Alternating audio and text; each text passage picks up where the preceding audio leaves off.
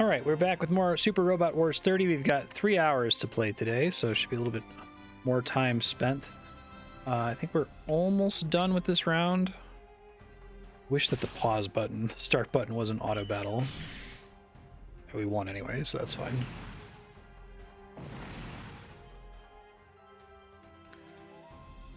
Hostiles have been neutralized.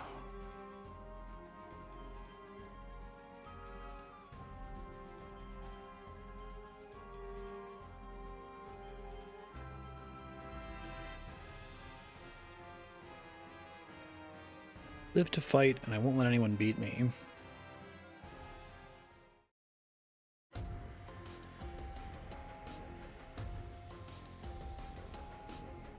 This guy's probably the coolest looking character in the game so far. Angry Devil Man.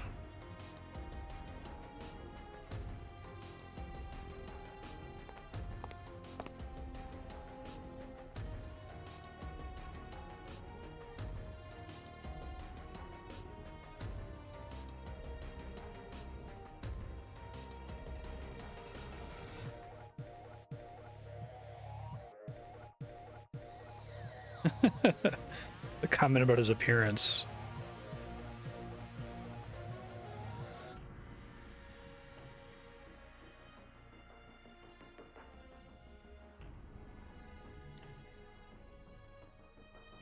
I'm a one-man getter team.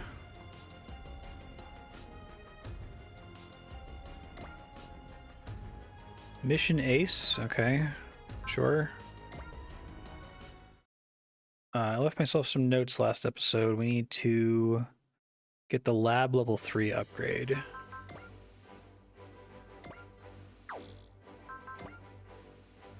So that's this one, yeah. Okay. Squeeze more out of the AOS. Probably want that one. 6 level AOS updates. I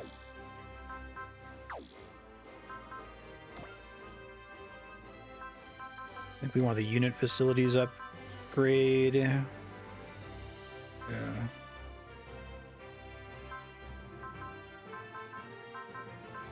Doesn't actually affect. I was hoping that was going to affect upgrade costs, but it doesn't look like it does. So I suppose I'll stay working on the lab for now. Otherworldly Savior. Blue hole, okay.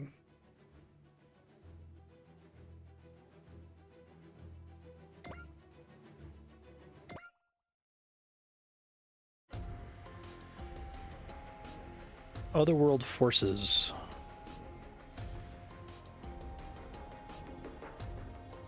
Oh, okay. Isn't that the plot of Pacific Rim?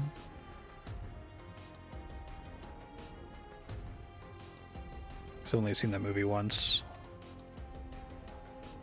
That's cool. We're on the express to downtown Crazyville.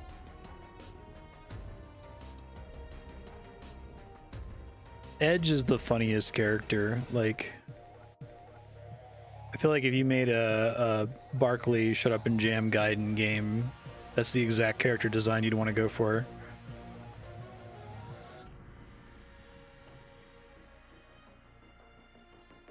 Monster Mash.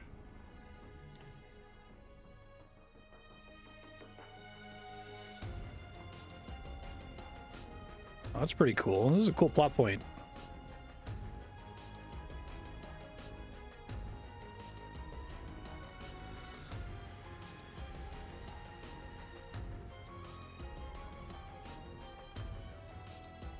We gonna become friends?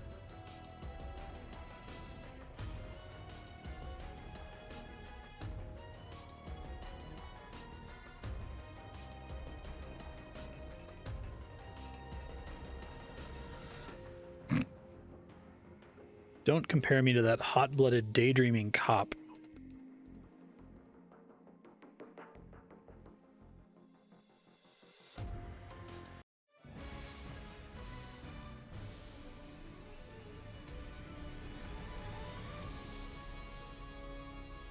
It's a portal to another world at the bottom of the Pacific Ocean. Yeah, it's letting a bunch of monsters in. Cool looking map.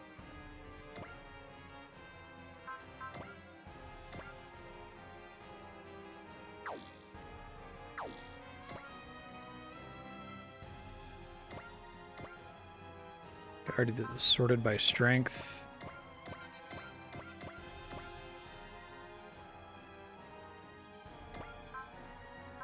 So I want to bring Shadow Maru though. That seems fine.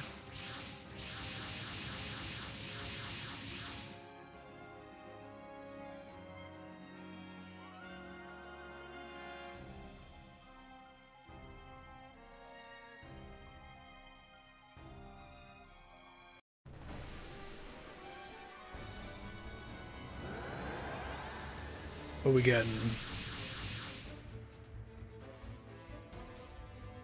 Airships, huh?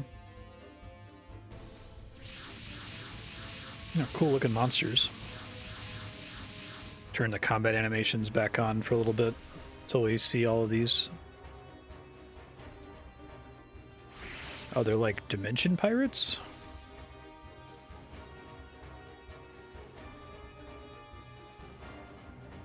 So those are the Otherworld forces everyone's so worked up about. Armored knights, dolls made of mud, and giant wolves. They're like the cast of an RPG. Okay.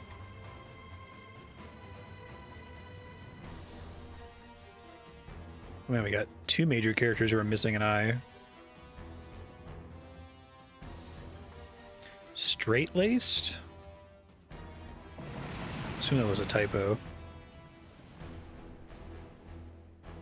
Real magic.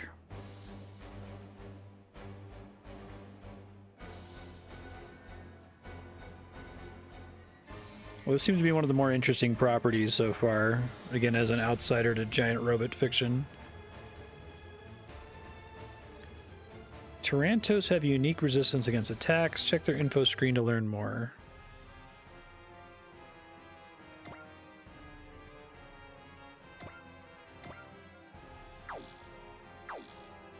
I want to just let them come to me again. It seems to be a pretty good strategy.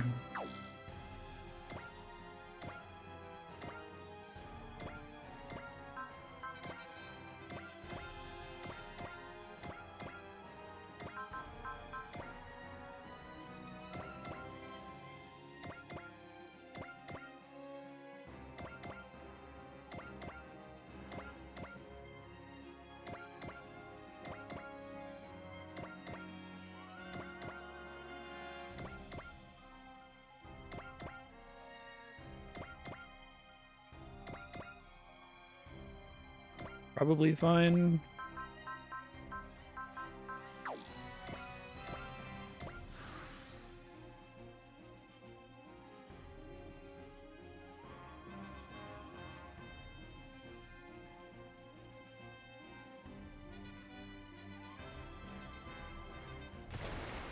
Played a tactics game recently. Oh, it's interesting. I'm going in the water. I played a tactics game recently where the computer will not move. I guess it was Shining Force 2. Yeah, if you're too far away from them, they require you to close the distance, which I think I prefer.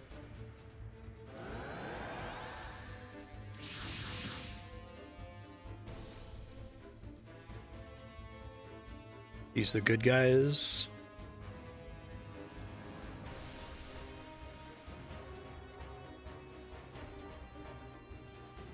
The Magic Knights and their Rune Gods. So they're magic robots?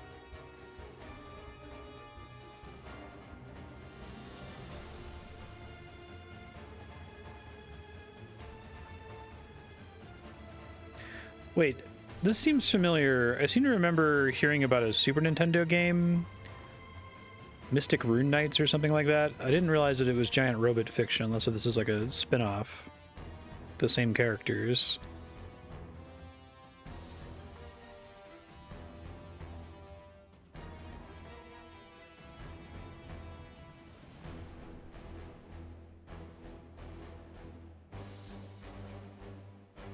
Magic Knights.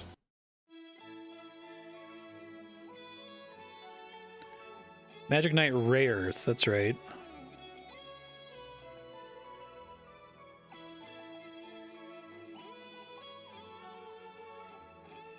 Okay, none of them are allowed to die. Got it. I know very little about anime like that, but I had a period when I was very young and into playing translated Super Nintendo ROMs.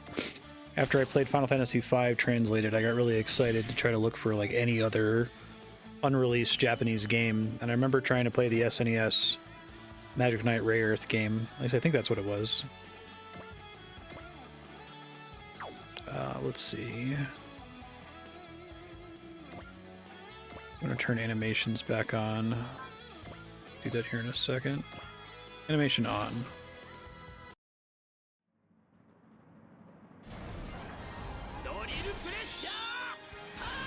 Drill pressure punch.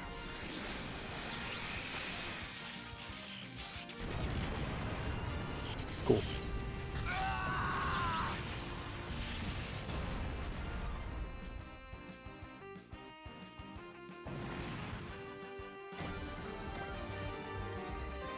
Okay. They need to get out of here because I get a game over if they die.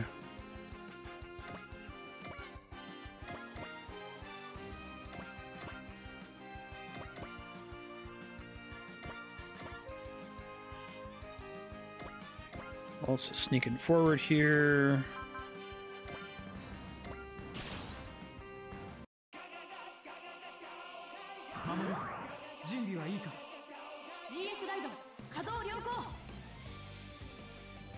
Oh, apparently I skipped it accidentally. Whoops. That's okay, I've seen those enemies. I want to see the other two now, I guess.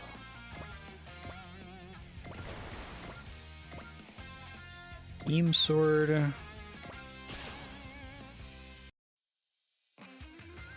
Some weirdos from fairy tale video games decided to pay us a visit. Cranked it up to hard mode.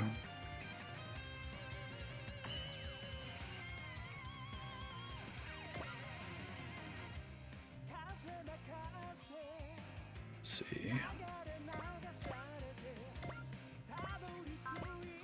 Getter Tomahawk.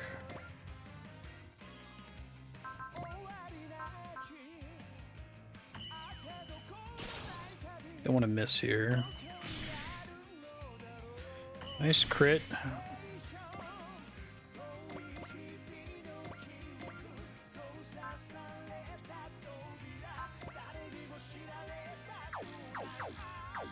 See if someone else can reach the guy in the back.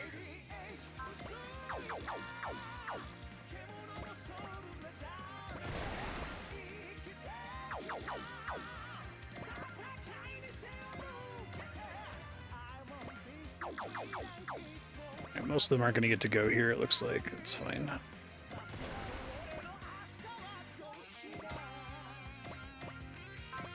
Super EM Yo-Yo.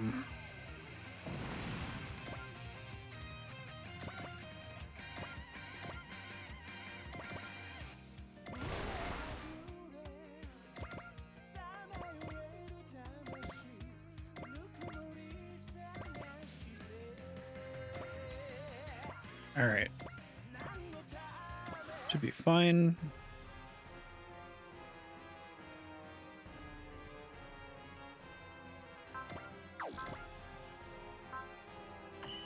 Bullseye.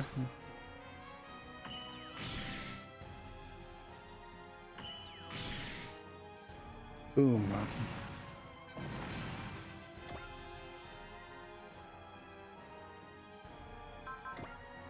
Dodge. Probably don't need to. 33% chance to get hit. Oh, I got hit anyway.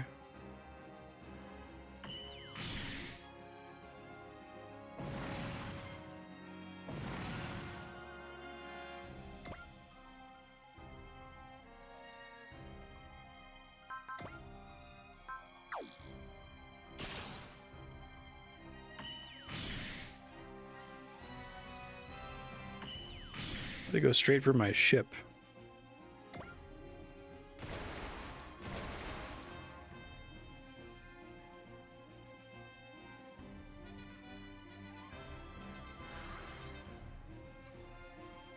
cool wolf thing. Do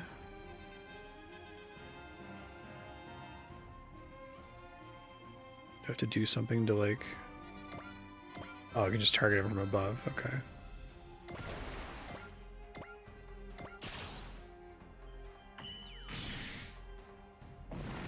Nice.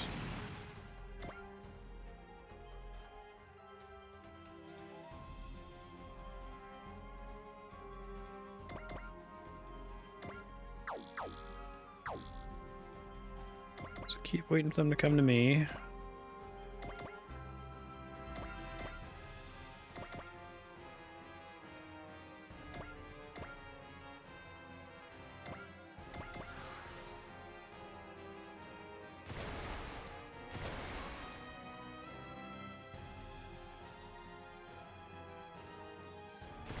Playing Battle for Westnoth recently, which is a really, really solid tactics game that I'd never played before. And it has so many ideas that I wish were common in this genre. It does a thing where you get really significantly rewarded for beating the game ahead of the... Well, every level has a turn limit to start with, which I know was unpopular when they added it to XCOM, but I think it was really necessary for XCOM, actually. But if you beat it way ahead of the turn limit, you get a huge perk for doing that. So it kind of discourages this very powerful playstyle of just letting the enemy come to me every time, you know? Which is definitely my preference.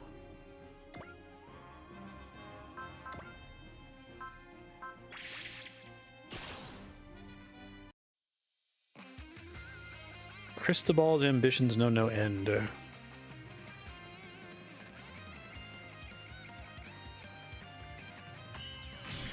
It's interesting that their art style looks like way more serious than the Magic Knight Rayearth girls.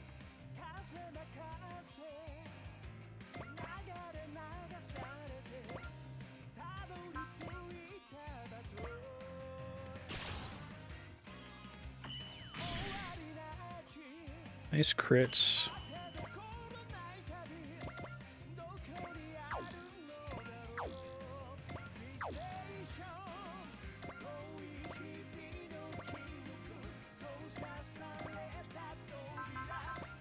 Thunderbreak.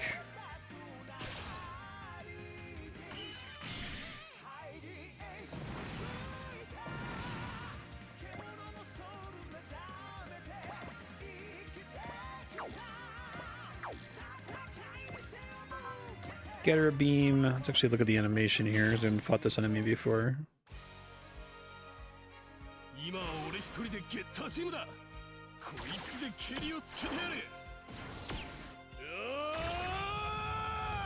A cool animation.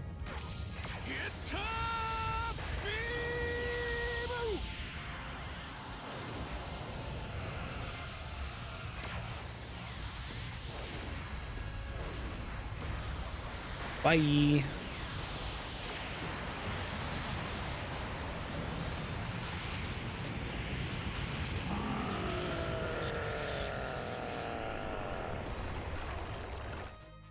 Cool death animation.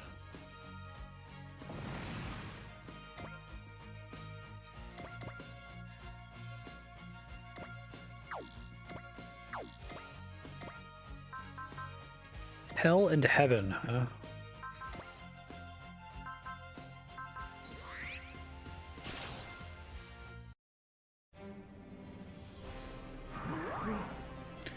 Magic does exist.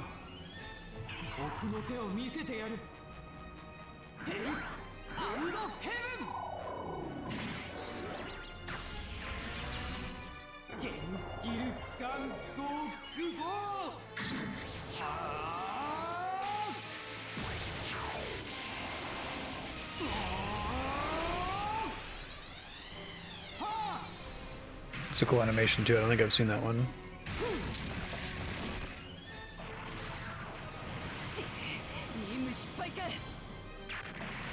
The mission's a bust.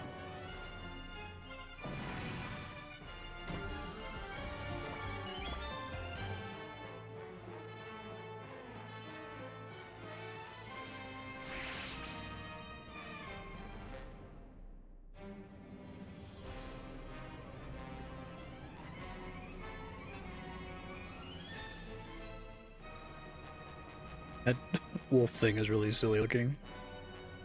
Okay. Sword. I'll watch their animation too since I just recruited them.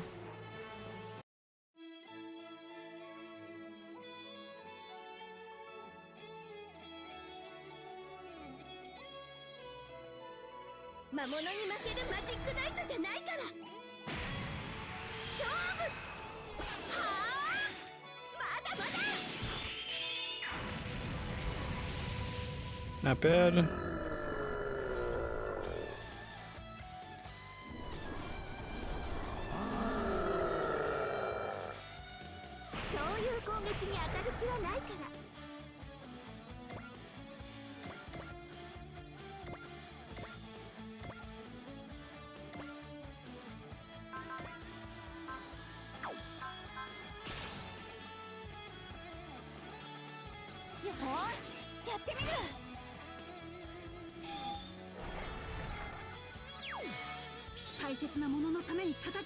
Yeah, for some reason I had no idea that this was a giant robot property.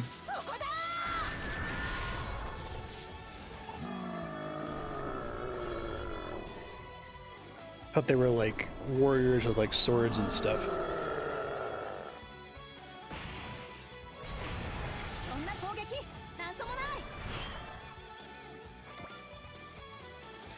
Flame God Rayearth.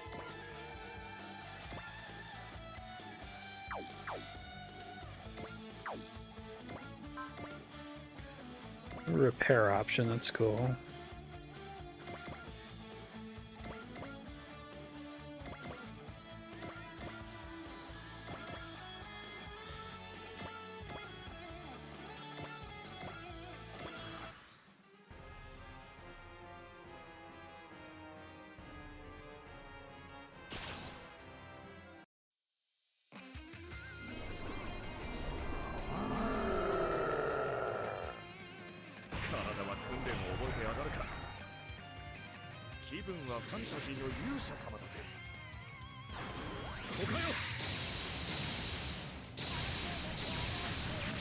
Get him.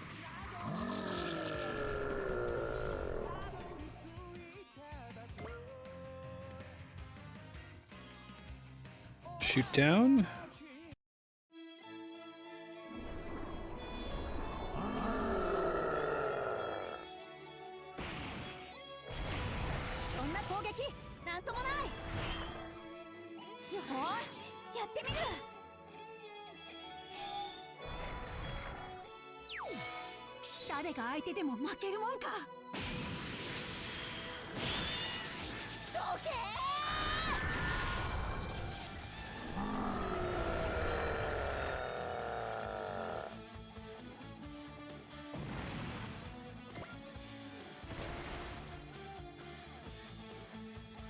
Guaranteed to hit. Turn the animations back off now that I've seen all of them.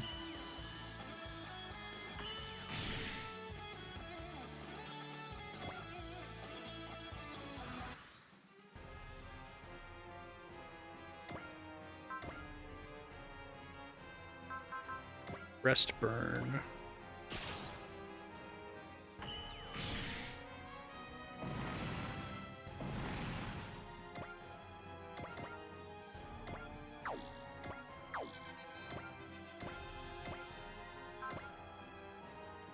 Let's see, Sapphire Whirlwind. What's that all about?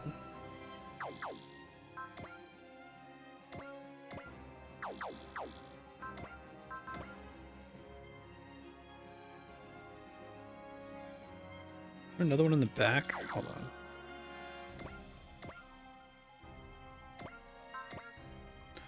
Ruby Lightning. No counter.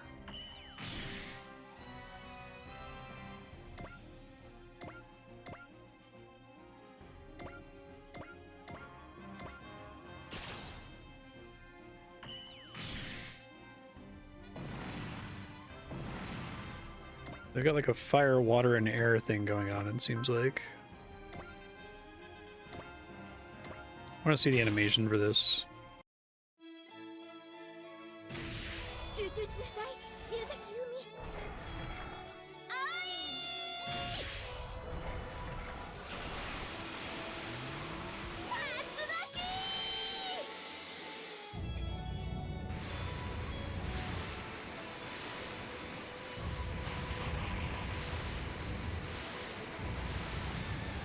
Pretty cool looking.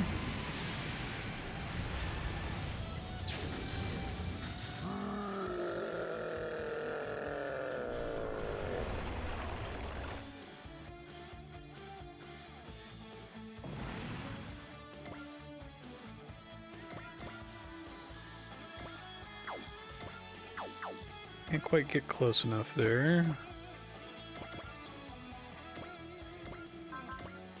Leap slasher.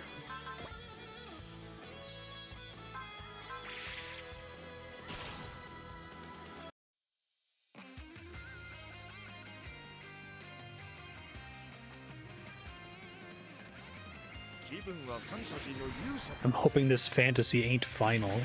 Okay. Pretty funny. They're really leaning hard on the like RPG stuff.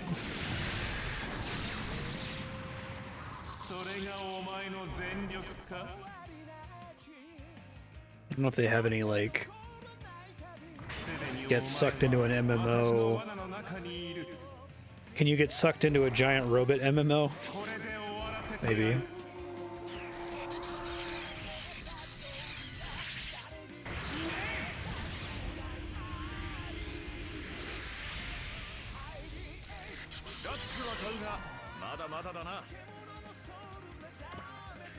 You've got guts, but try landing a hit next time.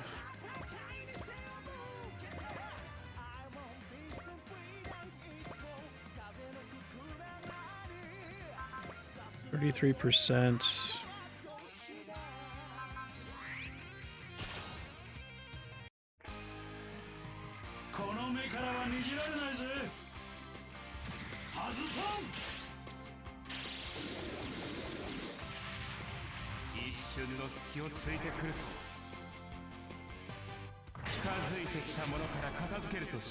You're gonna miss.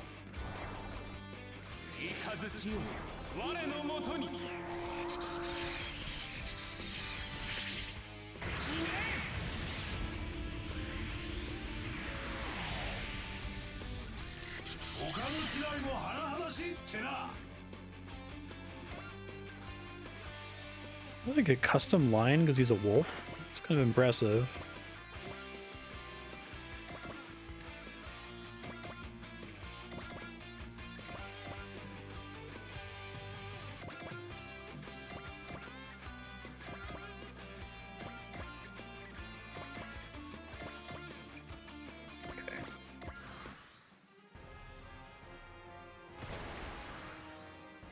Oh, didn't attack. No kidding. Okay. Multi-shift attack.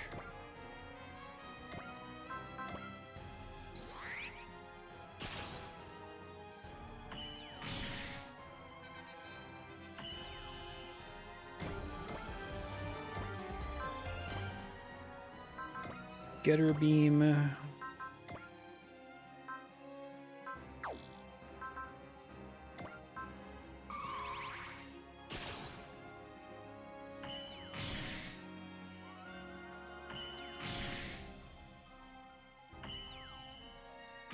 Yay, support attack.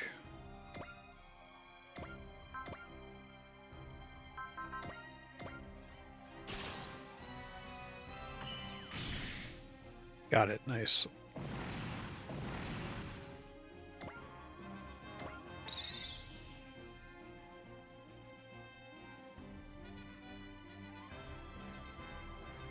I have a duty I must fulfill. Duty.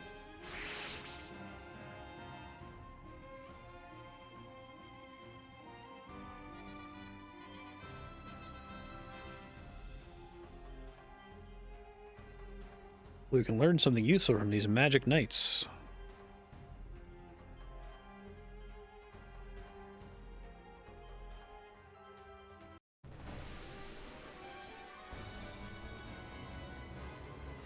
Alright, so there must be like a second property, because she does look like the same art style as the Rayearth girls.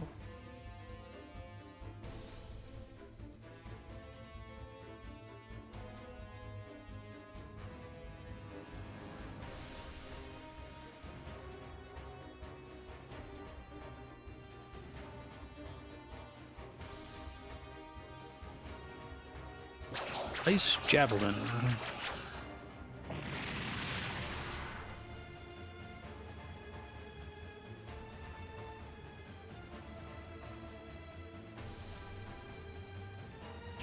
Emerald Typhoon.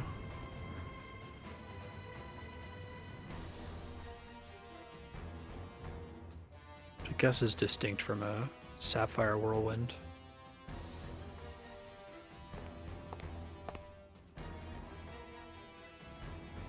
She's definitely a different character.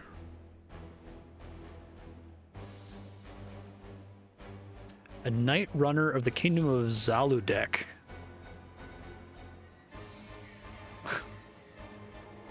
Kurhilt.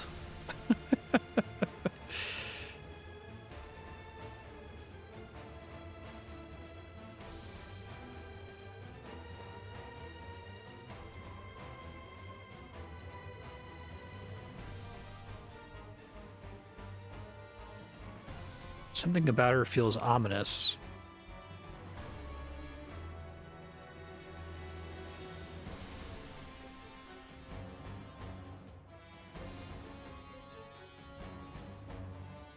Wow, super powerful poison giant robot dagger. I guess they're encountering each other as just humans on the field here.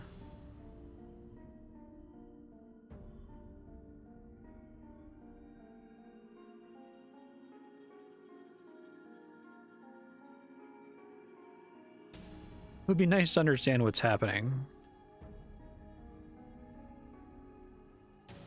So I assume this is the first appearance of Magic Knight Rayearth in Robot Wars.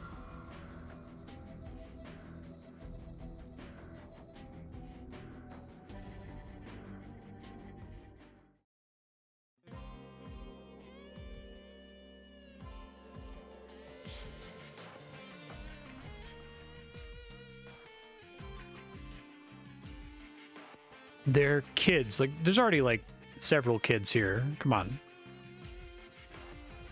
From Earth.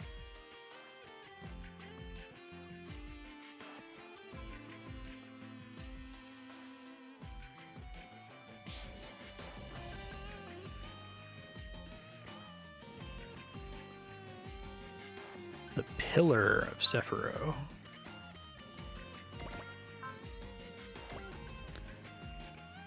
Okay.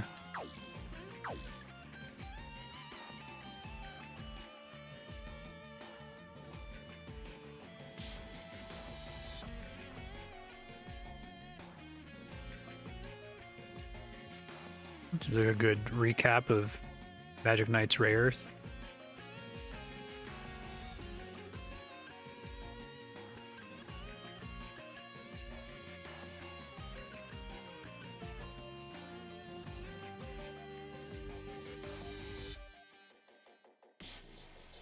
Silhouette Knight.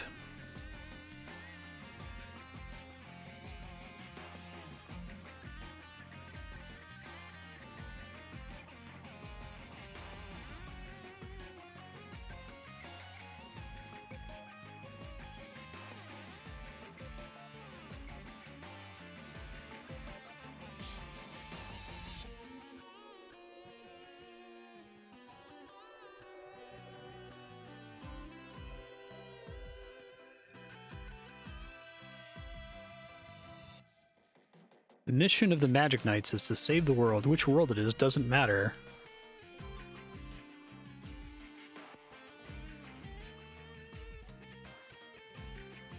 It's a lot of new robots. I wonder how they measure up. They can only deploy with 10 at a time.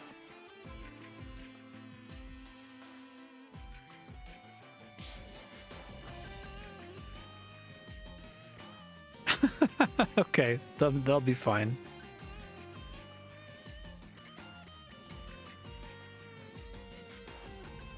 Oh god, they've got a mascot.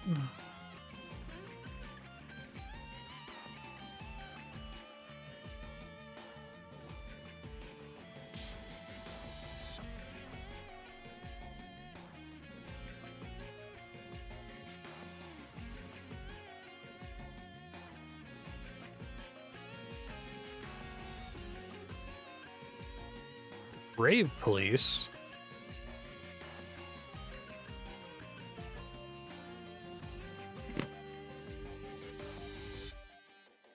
Gorgeous captain and a little kid. It's an all-access party. Okay.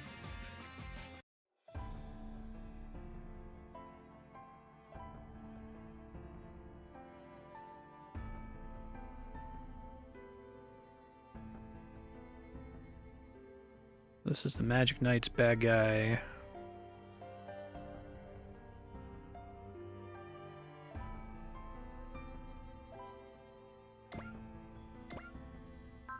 New supporter, that's cool.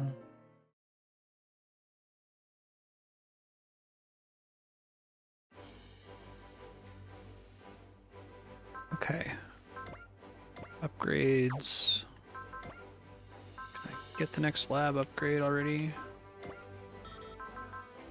Yes.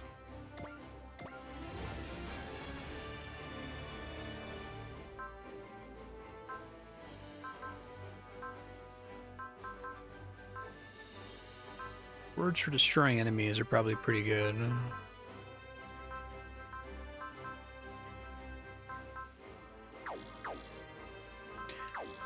Definitely get the feeling that there's a very optimal order in which to do all of these, and I have not been doing that. Hero and enemy.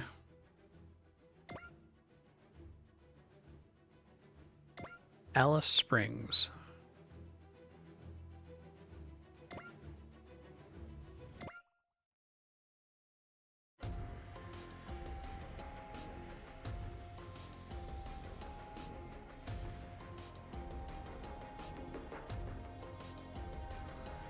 Hope they have a third person who's also missing an eye.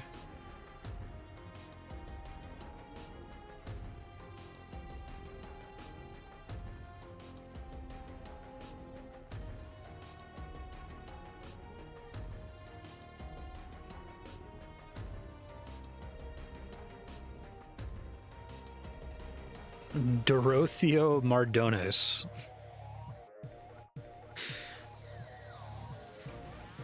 All of the, like, names in Magic Knight Rayearth are really funny. Although I still think this must be a different property.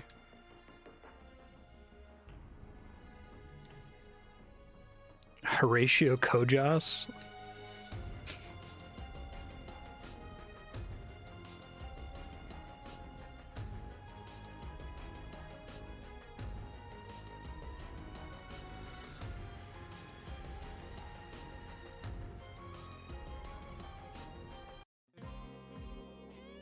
So many giant robots in one place is spectacular.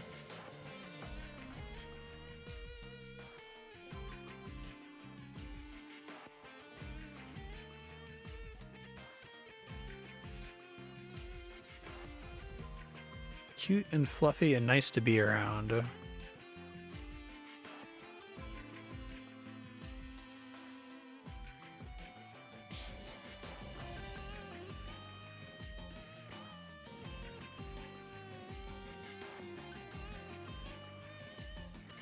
Commander of a Fremvillain Knightly Order. A big fan of robots.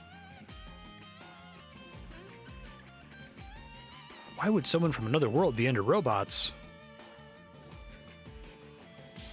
Called our rune gods robots in a moment of awe.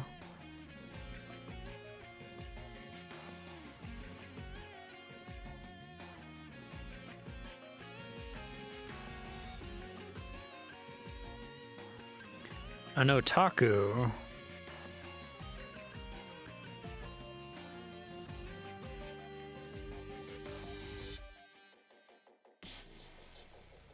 I'm sure we'll never run into Ernie, so not something they have to be worried about.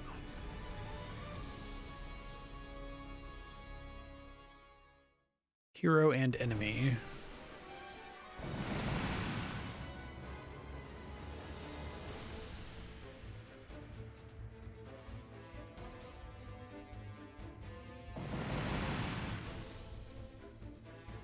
So this is a magic-based attack? Is this the true meaning of magic-based attacks?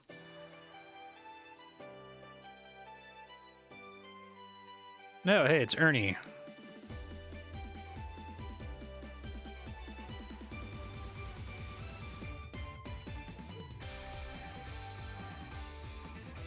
Kid and Addie.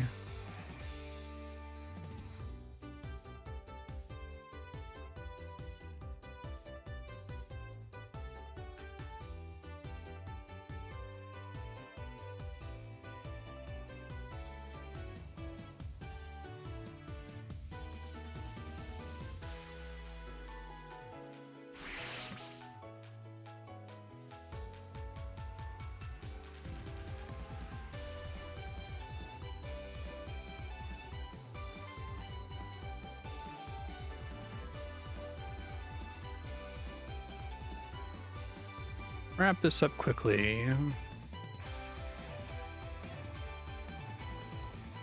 This could very well be the world I've dreamed of. When he says robots, no, it's pronounced robots.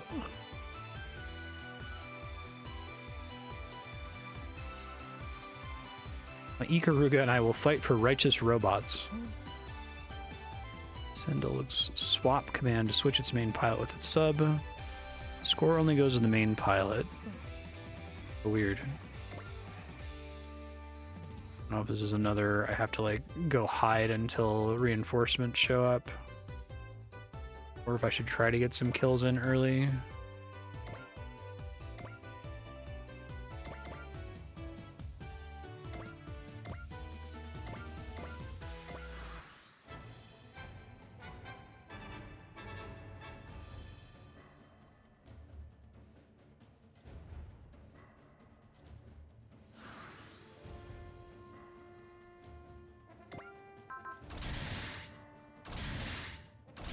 Wow, can I not see which one is active whenever I click that? Okay, let's see. That's kind of cool though. I like the centaur design too.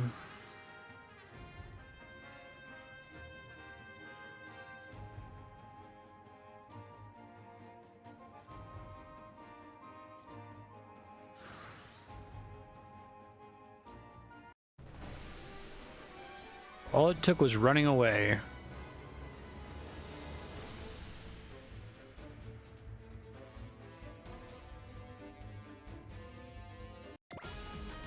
Wrong side, apparently.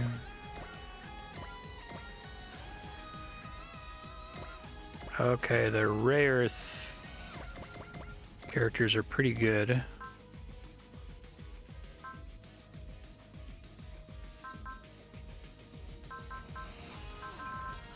Still want Shadow Maru. Hey Bill, how you doing?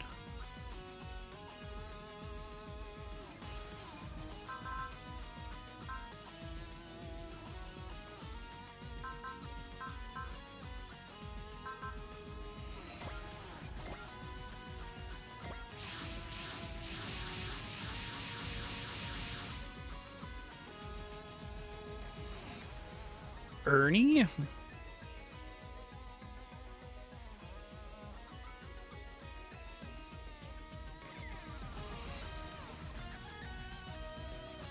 Okay. Ernie's a giant robot nerd. I've been there. Borrowing from future you.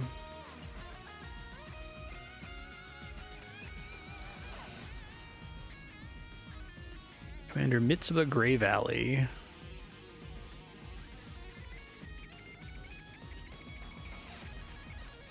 They're definitely good guys, I'm sure of it.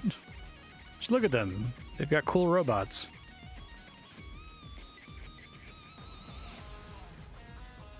Sound logic.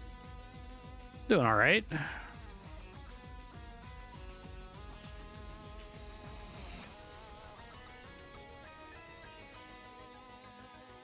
Playing some board games later this evening.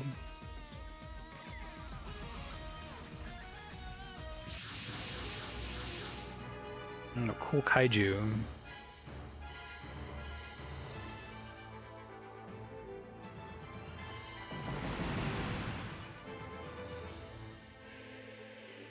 Would they show up now? This world's got its own demon beasts. Oh, wow. I haven't played, like, OG Risk in a really long time. I kind of wanted to check out Risk Legacy. I never ended up picking it up, though.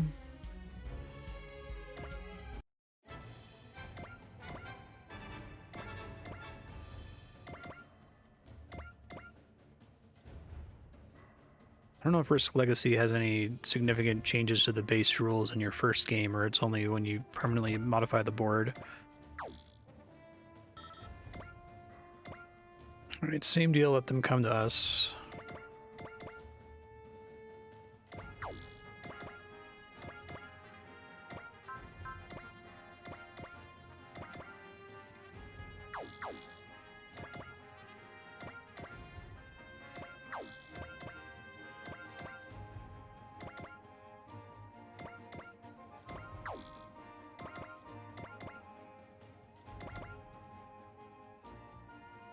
Can we make it all the way around there? Okay.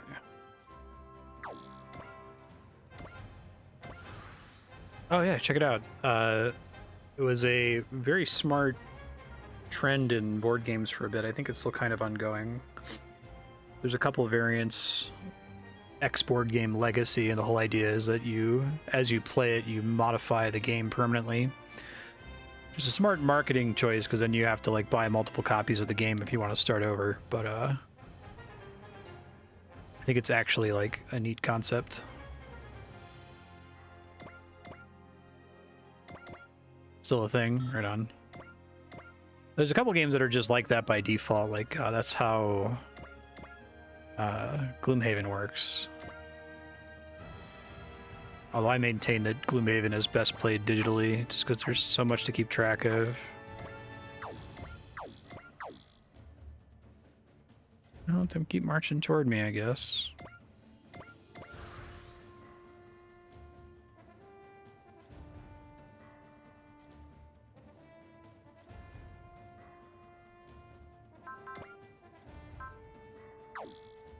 It's fine, I suppose. Right. Because I originally saw Legacy as like a modification of an existing board game, nobody's made Monopoly Legacy, right? Someone should set out to try to make Monopoly fun. I feel like you would have to like completely change the essence of the game. Because it like the whole point of Monopoly is that it's supposed to be bad. That's what the Georgias creator was setting out to demonstrate. No Monopoly Legacy yet.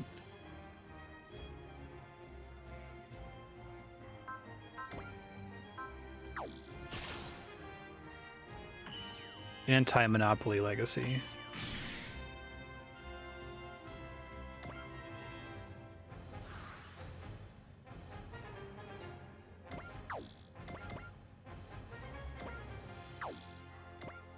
Reach any of them from anywhere here?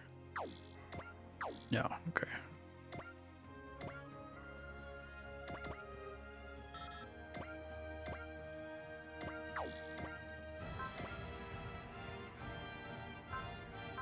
Mega particle cannon. It is one as far back as possible here.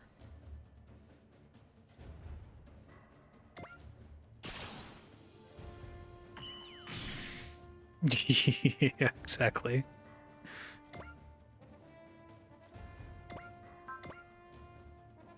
I think it's maybe possible.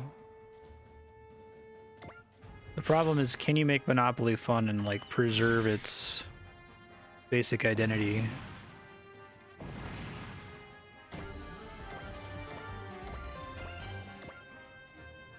Oh, really? I didn't know that about Risk Legacy.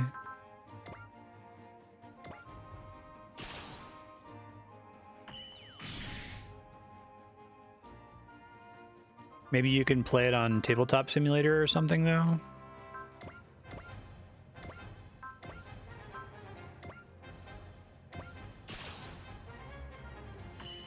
Yeah, that definitely makes an already kind of weak game significantly worse.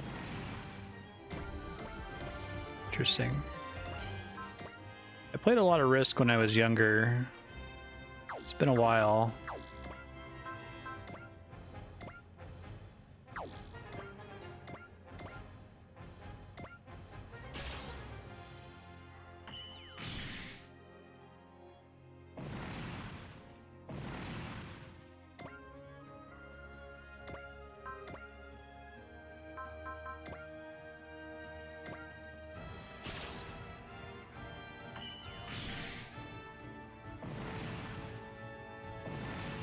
That's cool. Oh, I didn't know the base Risk had made a bunch of changes. That's nice. Objectives and victory points make sense. The main problems with vanilla Risk that I remember were just the fact that you would snowball so easily, right? And then a lot of the game just kind of became a time to death problem where the early snowballing player has already effectively won, but now we have to like go through the motions of formally having them win. It's a bunch of different maps on Steam Risk. That's cool.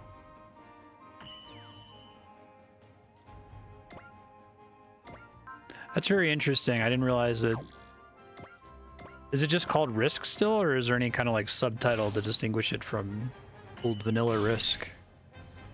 Because I don't think of old school board games like Risk or Sorry or Monopoly or whatever as actually changing anything ever. Like, I think they all need changing in light of the European board game revolution, but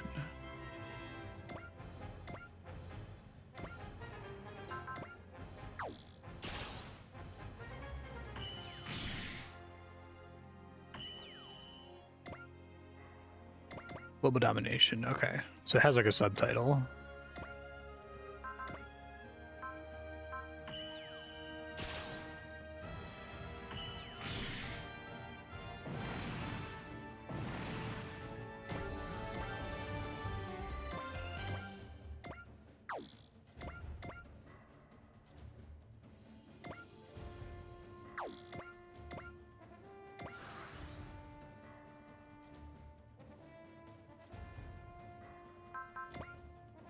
Hits.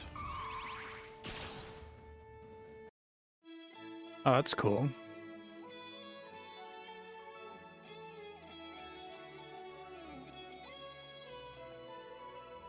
Back off, you scary old bag. Was she like 27 or something?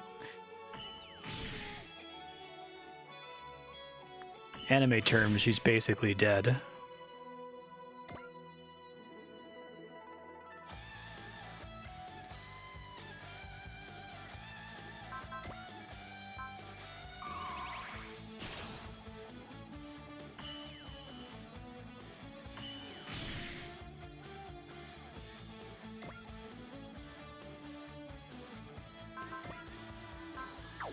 We got a 27% hit chance. Did these kaiju follow us here?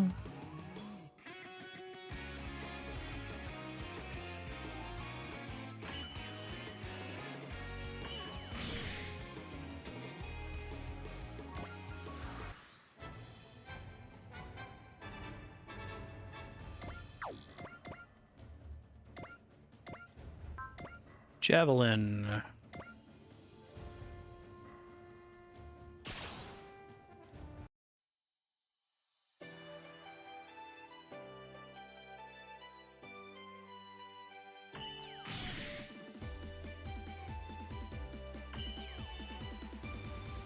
Nice dodge.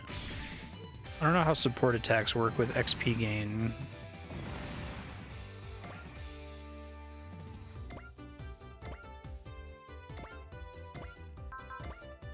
Leap Slasher.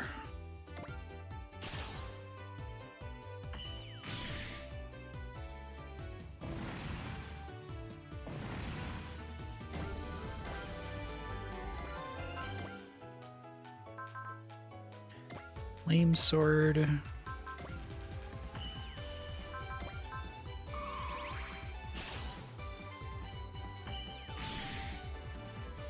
Pretty good damage.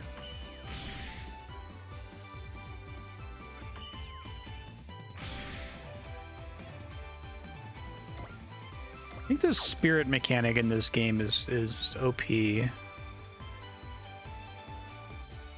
Oh, where's Shadow Maru?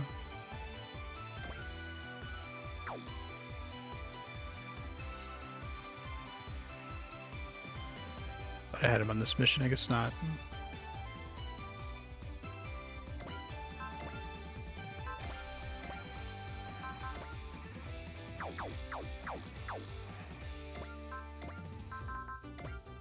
Thunderbreak.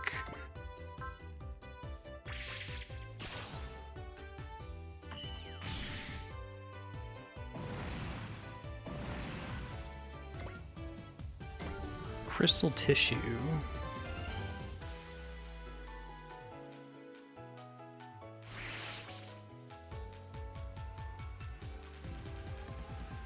Revenge for Edgar. The theft of the Trandorcus. Not a cool sounding word. I bet it sounds cool in Japanese. Trandorcus.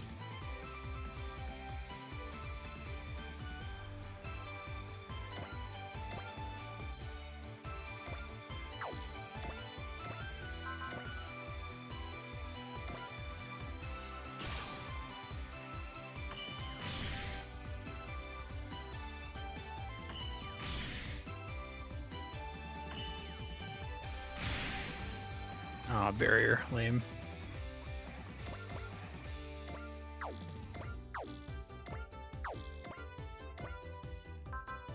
Grid caliber end.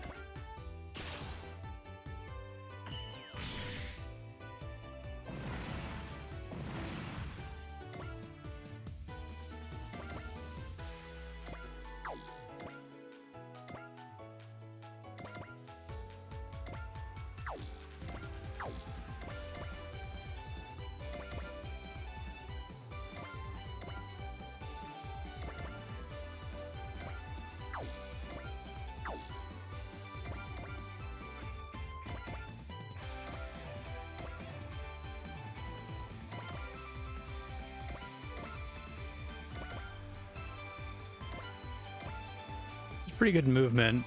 Doesn't have the guaranteed hit spirit.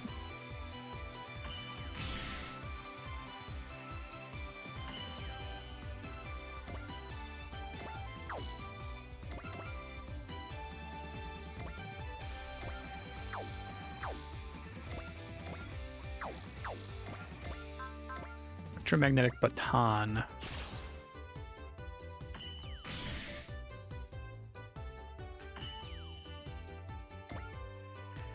Okay. Probably gonna win on their turn here, I think.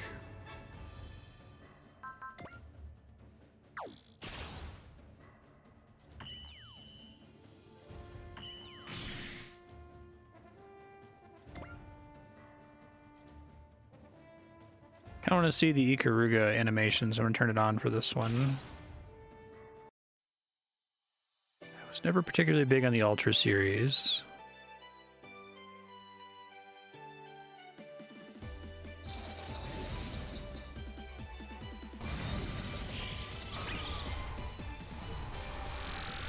It's in-universe giant robot nerd.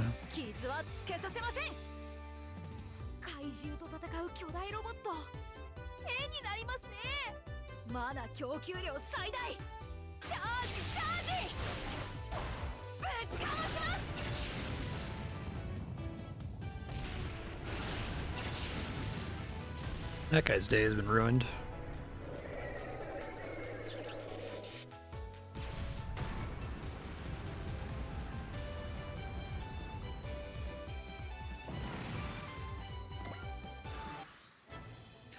Good job, Ernie.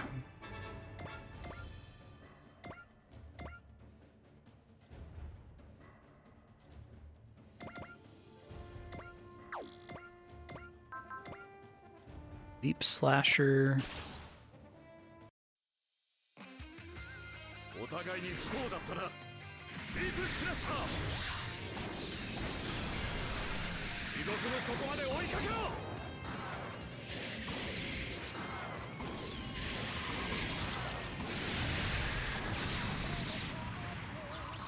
Nice crit.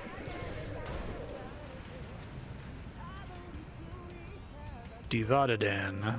Assume that's like a mythological monster or something.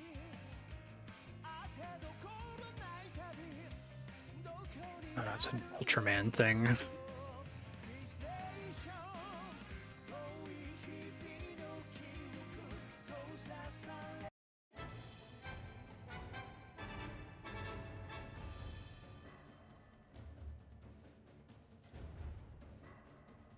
Thank you for your cooperation. What?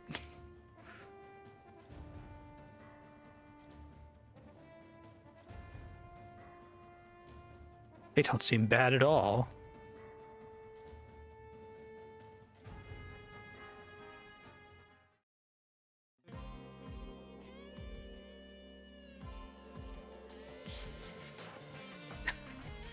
Okay.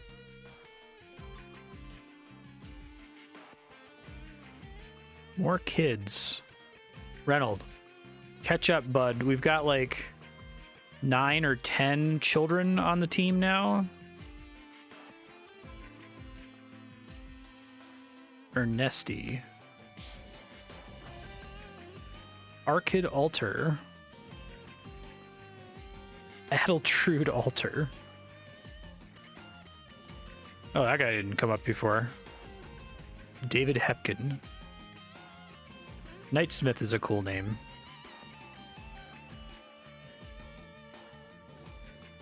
Because this game is referencing so many properties, the number of nouns you might need to keep track of is ridiculous.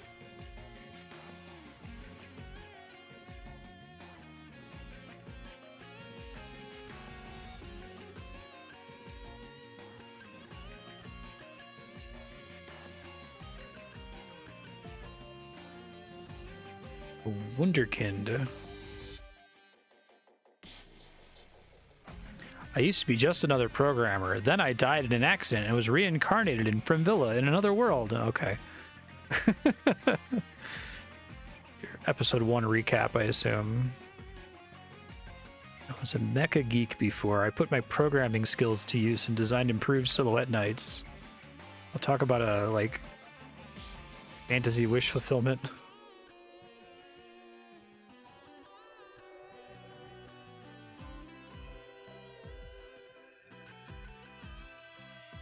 In this one, the Iron Giants that captured my heart are real. Robots are real.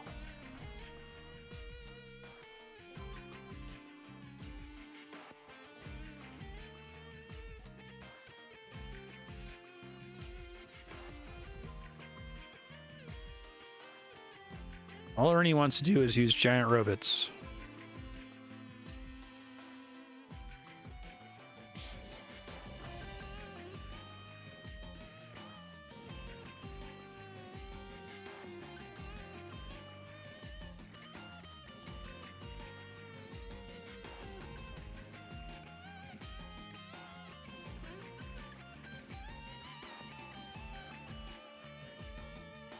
Oh, that'll depend on what your stats are, kid. Silhouette Knights in space.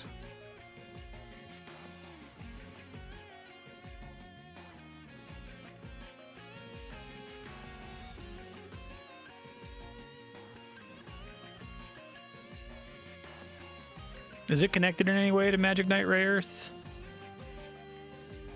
Or is it just that those two series were connected in a previous Robot Wars game?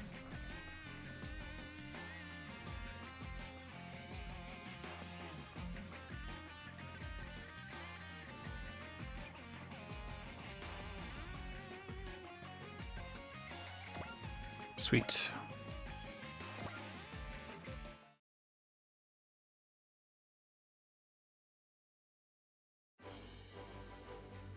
I see. Well, they spent a lot longer introducing Rayearth in that case.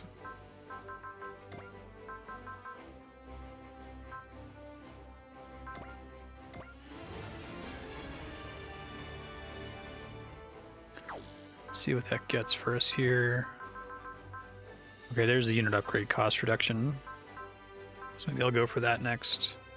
Keep saving points until then.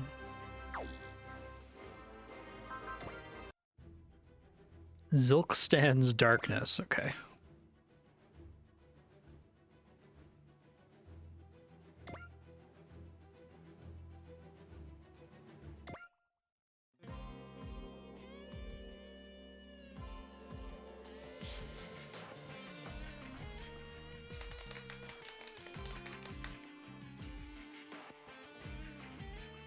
Nunnally v Britannia.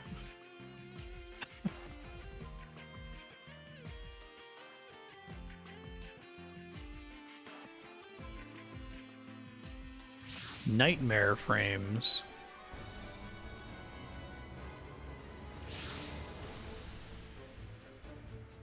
How are you, sir?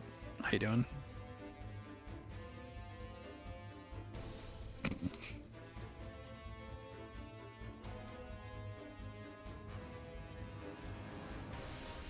Wonder if they had like a fixed filter that they use for making characters look mysterious and shadow like that, or if they do a unique one for each NPC.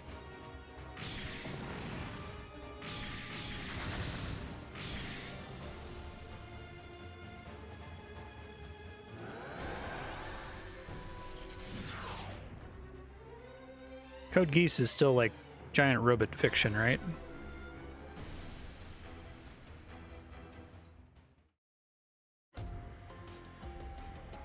It's incredible that I've seen like literally 0 of these.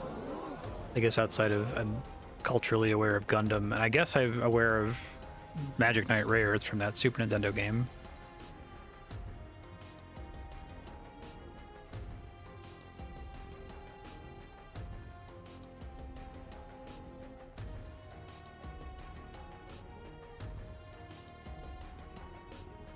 Death Note meets Gundam. Okay. Just trying to do like a more serious take or something.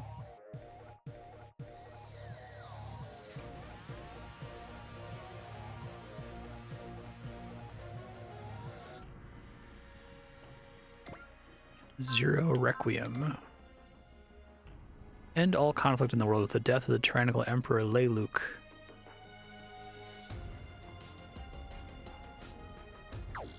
Oh, okay. Gotcha.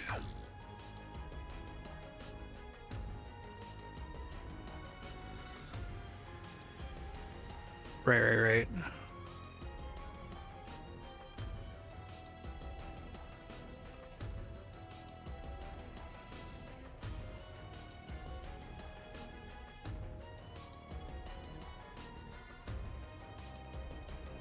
I wonder how many hours total you would need to consume to catch up on every property featured in Super Robot Wars.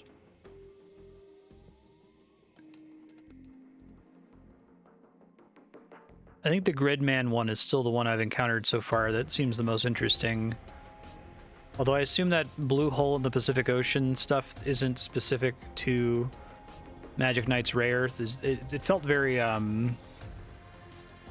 Pacific Rim. I don't know if they were just using it as a plot point to argue why we have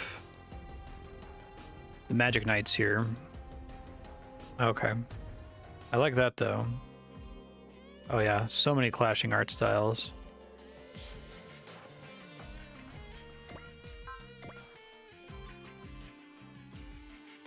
One of the few people who knows the truth behind Zero Requiem.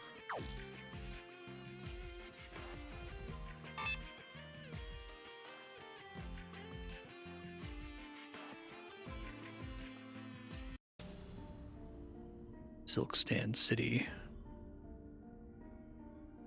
He makes me laugh every time. The name's Edge. Nice to meet you.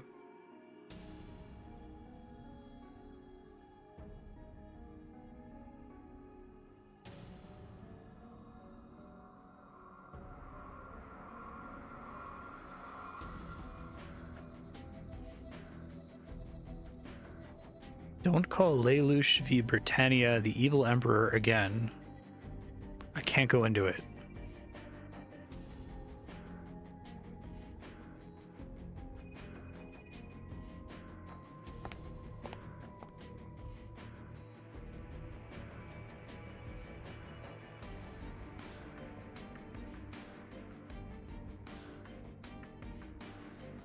Nani?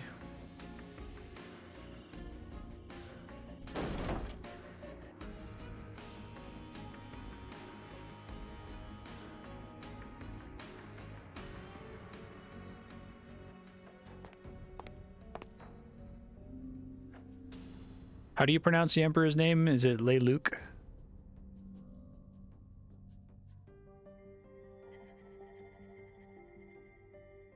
Lelouch, okay.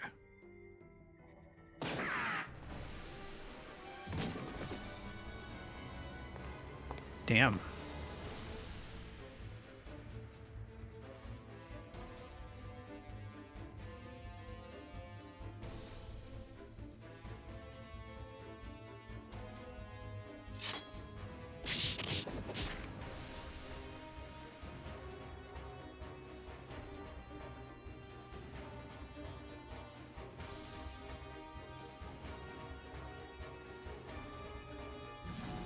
I'm no knight or samurai, fool.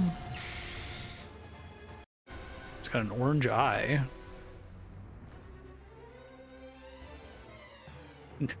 Now there are two of them.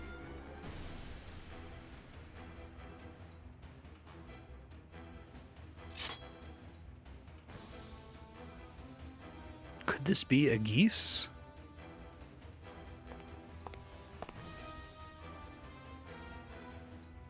I think it's a set filter. Guy's got a cool hat. He's dressed like a Bloodborne character.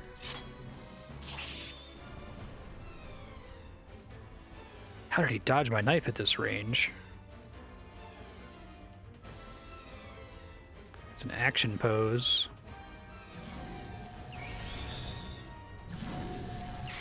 Oh, is he not also Code Geass?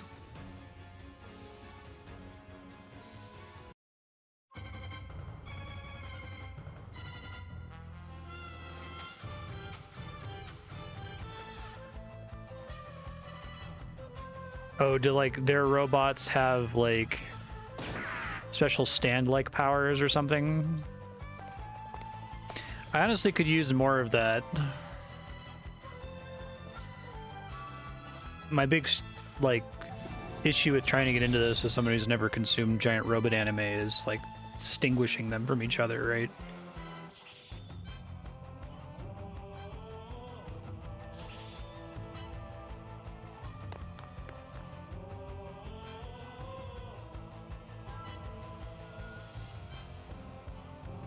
Okay, Code Geass has not only robots, but unrelated to that, eye-based superpowers, which are like X-Men mutant stand powers.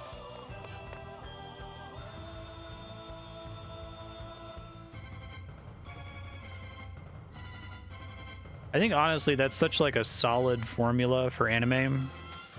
The X-Men thing. Bleach does it too. Oh, interesting. Like Purple Man.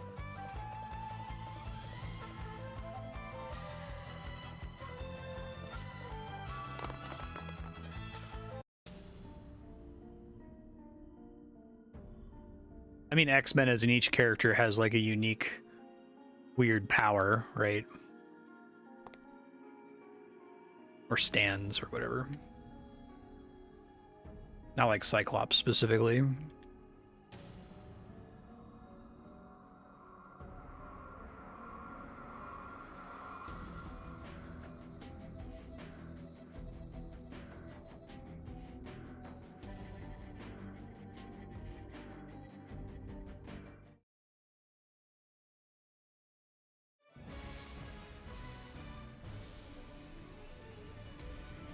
Oh, weird. Okay. Did they explore? So they do the cool thing with Purple Man that suggests that just having the power to hypnotize people and give them commands just makes you evil. You can't be a good person and have that ability. It seems like a fun thing to explore. The two are unrelated. Gotcha.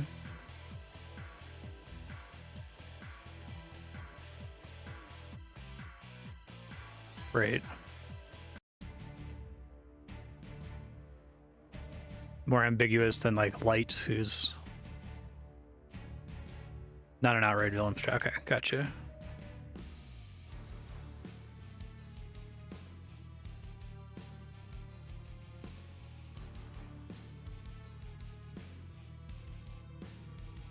I'll show them the true meaning of battle genes.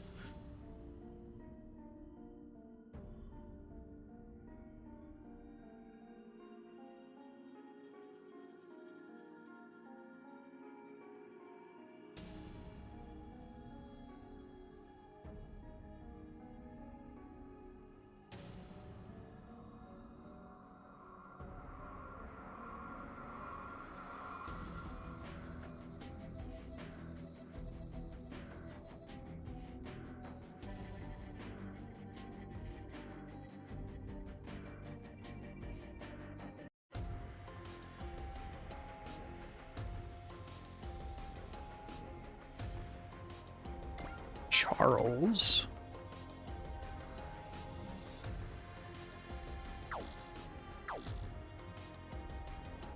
Is a code an eyeball thing? Eyeball stand?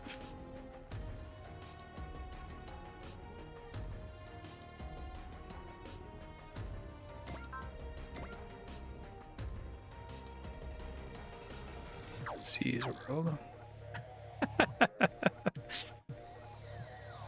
Crazy.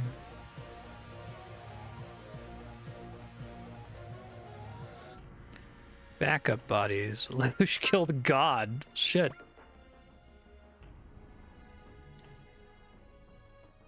Jesus. Geass is the eyeball superpower. Okay.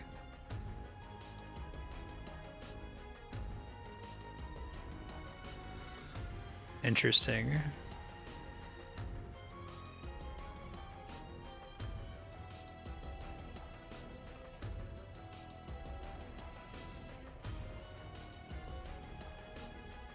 Far laugh.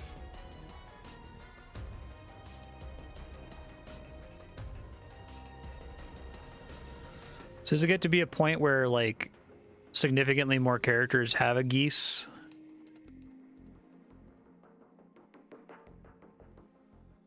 They're certainly throwing the word around as though it's like super common. I know in like JoJo, stands are meant to be relatively uncommon, but then like any character who looks weird certainly has one, right? Yeah, this game does weird stuff with like, it tries to generate its own canon based on the anime it's inspired by to fit it into Robot Wars in some way. Usually it means the events of the anime took place in the past. Is this the first game in which Code Geass appears? Oh, 3. Okay. Interesting.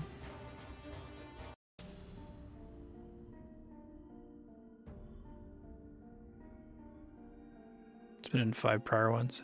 Man, the reason I keep guessing, like, is this the first time we're seeing this, is just trying to base it on the amount of time we spend on introducing the lore. Because we spent so much time on Gridman. And someone on YouTube was like, oh, that's because, you know, this is our first time seeing it.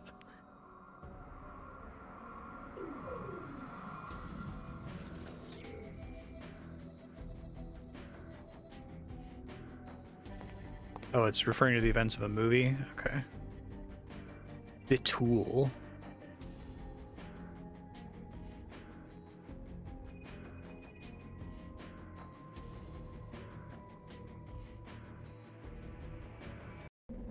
Seas World.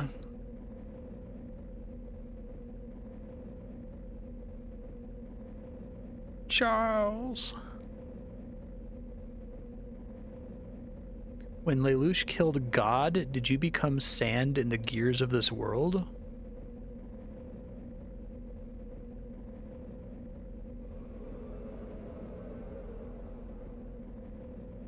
Nice.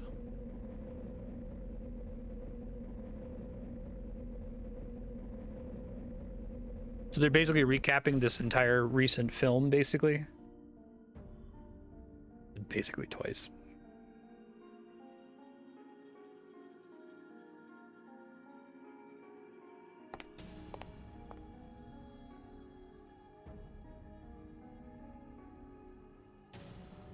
Can you die in lava?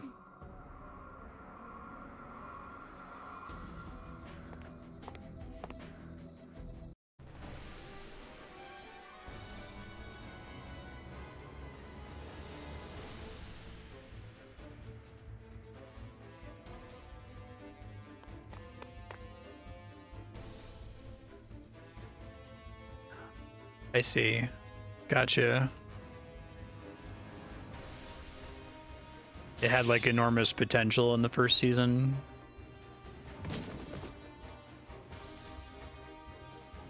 It's that crazy guy from yesterday.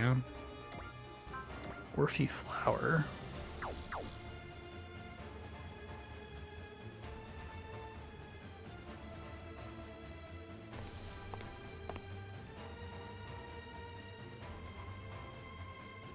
If I see a name of an anime product and it has an X in it, Generally, I just don't pronounce the X. Is that right? Hunter Hunter Gunsword. Unless if it's a crossover, in which case you pronounce it cross.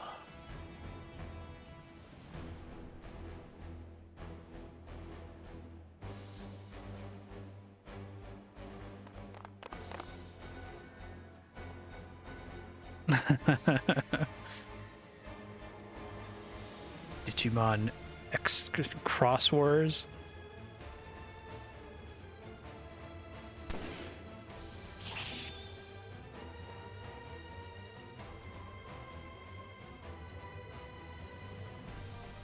Again, everything I know about anime that's come out in the last 5 years that's not JoJo or One Punch Man, I've absorbed from like front page Reddit posts. The trend nowadays seems to be naming things like really, really long, like clausy almost sentences, right? My girlfriend is a fox witch who lives in a refrigerator and speaks to me in the mornings, stuff shit like that. Those are light novel titles, okay. She's almost still weird. Gotcha.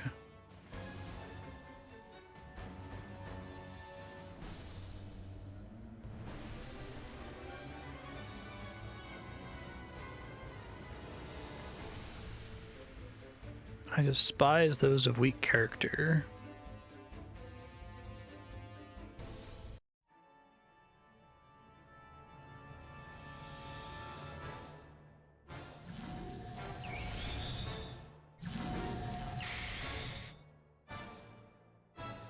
"17 years ago.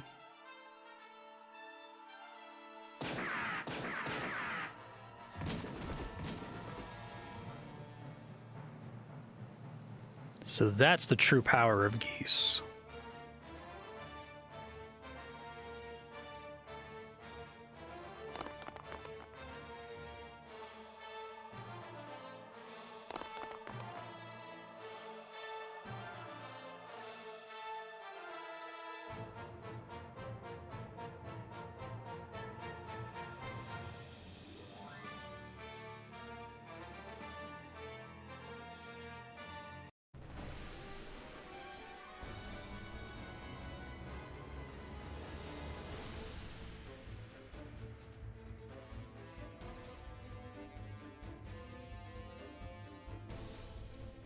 Totes! What the fuck? Why is she talking like that all of a sudden?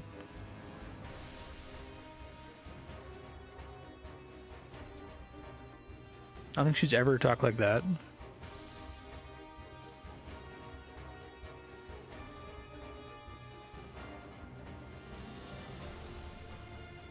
Yeah, I'm familiar with it from Dungeons and Dragons. There's a spell called Geass Quest.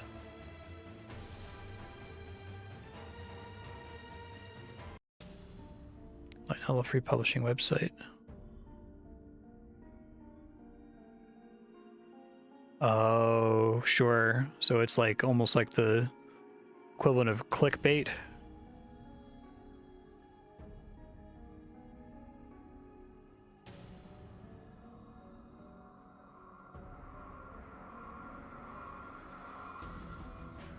To the rude and blunt one calling himself Shesthal Forgnar.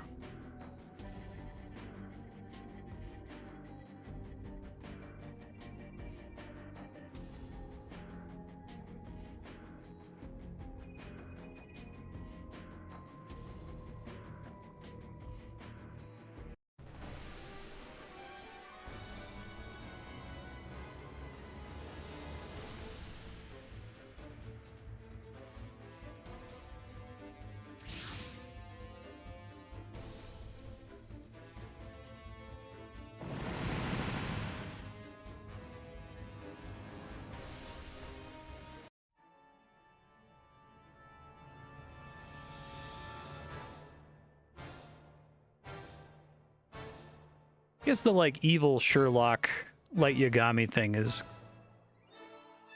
kind of exciting. I get it. Competence porn, I guess. It's maybe the genre.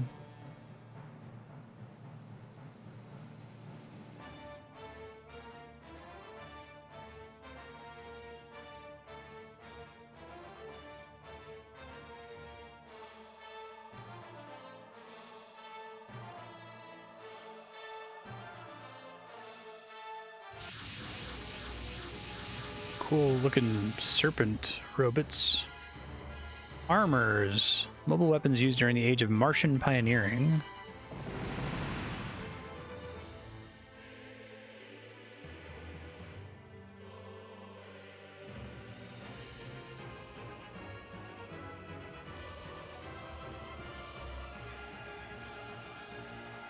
It's like fanfiction.net. Based on their stories in established media, they cannibalize the same tropes over and over. Sure. Makes sense.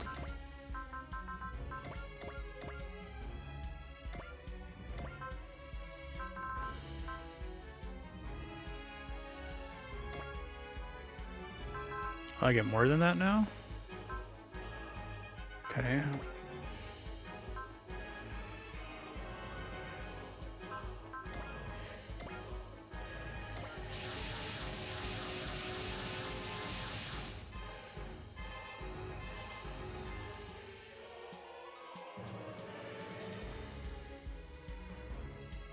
So, like, fan sites like AO3 are very, like, open and focused on being free. Do they try to monetize more or something?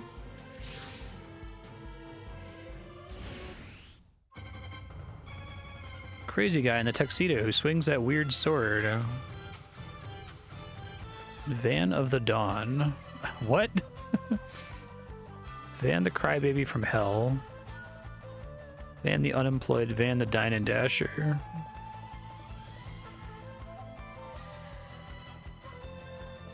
You do donations, okay.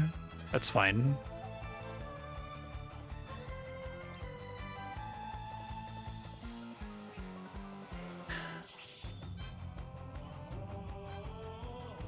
Try to keep them from getting into danger.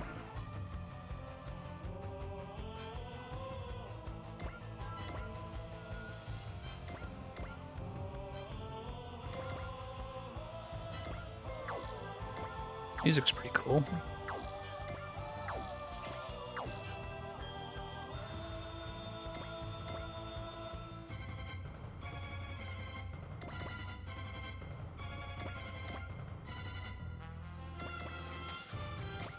What's the secret?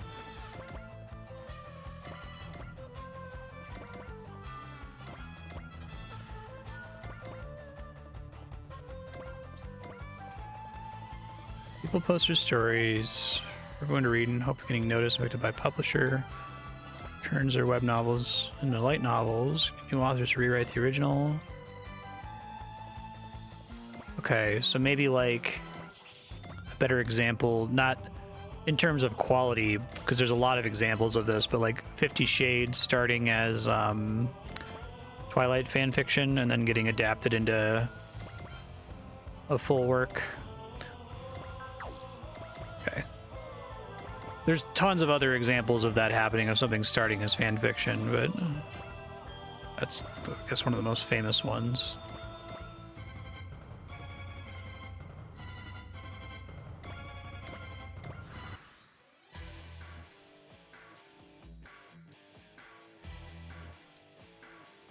Beat the boss before he retreats.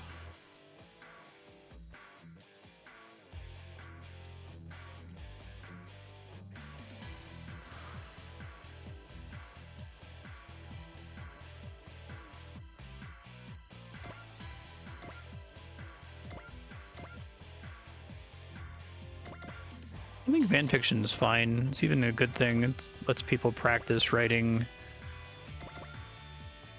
They can get an audience based on known characters, and I guess in the case of that, known tropes, but...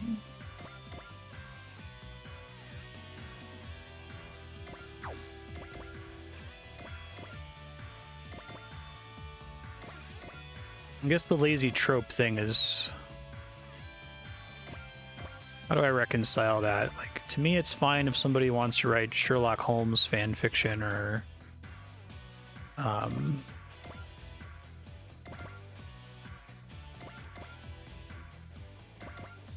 Supernatural fan fiction or Doctor Who fan fiction or whatever, because I feel like once they actually move away from writing about those specific characters, if whatever they're working on gets adapted into an original work, that they can't just keep depending on the same tropes into the quote-unquote real work after the fact, but I guess anime tropiness persists all the way into the very final product. Wildly fluctuating quality.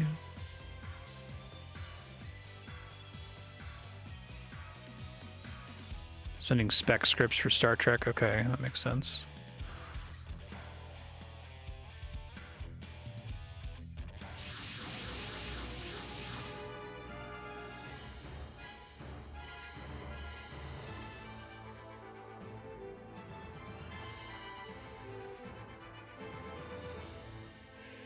Shalio, King of Zilkhstan. Y'all need to stop reacting so surprised whenever children appear.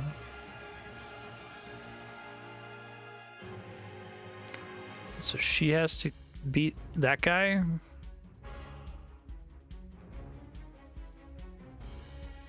Okay.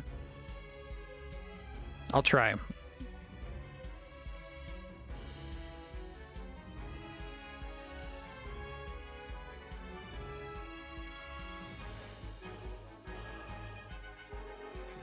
Right, yeah, I know what you mean.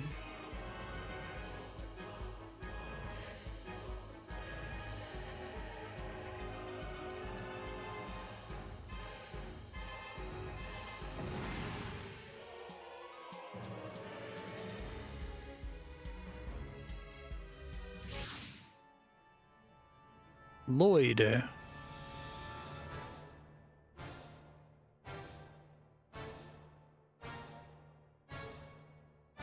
Lloyd Asplund.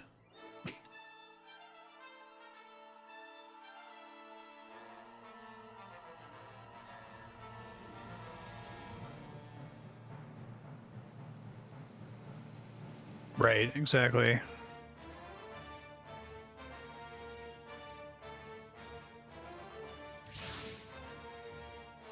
Right.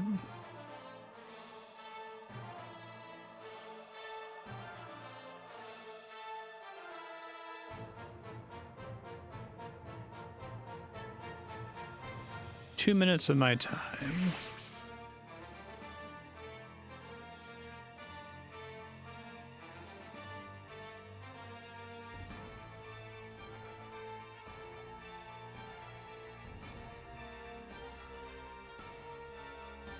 Treats on turn 5.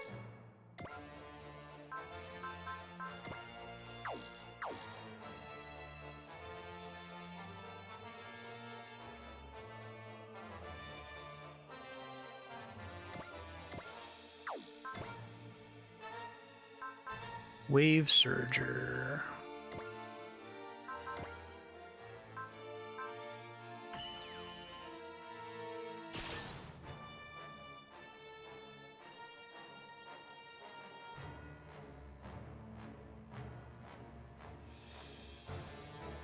I should have turned animation on there. Oh, it's gonna do it anyway. Nice.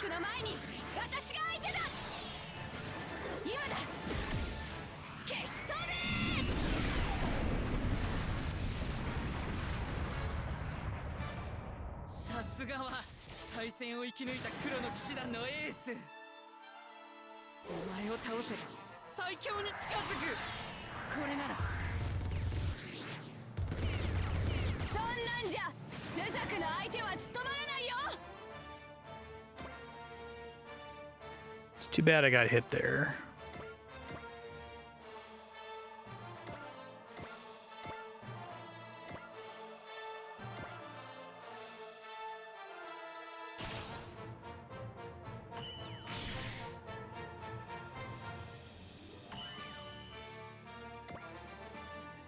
Let's see what these snake things look like.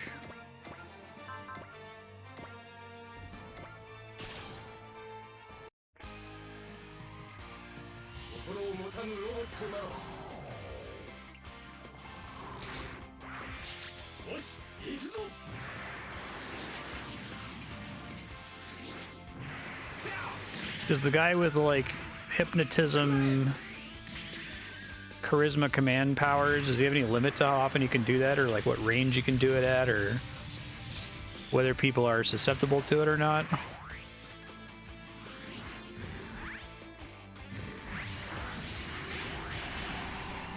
Once per person, looking them in the eye. Okay. That's neat. I like that. Is there a limit to like what he can command them to do? It sounds like he commanded people to kill themselves earlier, or to just die, I guess.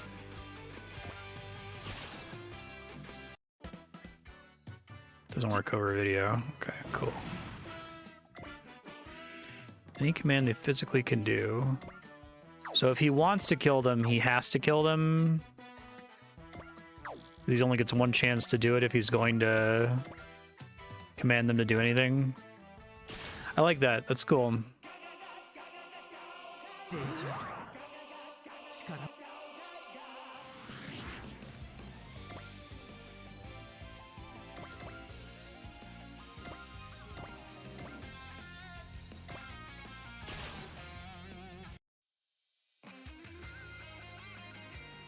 I enjoy that kind of... It's not unique to anime, but there's a lot of animes that do stuff like that, where characters will have like unique powers that no other characters have access to. And then they have some set of rules of how those powers work. And then part of the fun is like working within the rules to resolve situations in the story or create drama in the story. JoJo sometimes feels like an 8-year-old just making shit up on the spot. They're like, nuh-uh, I have super armor, nuh-uh, I have ultra bullets. But just that back and forth at a very high level of proficiency for hours and hours, but still feels like there are some rules.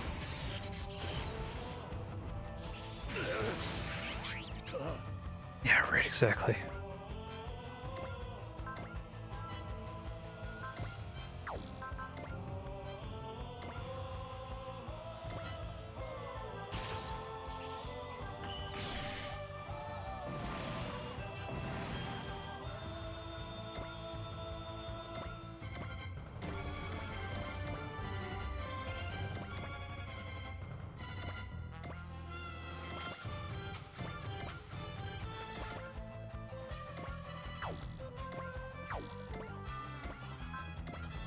Sworded cannon.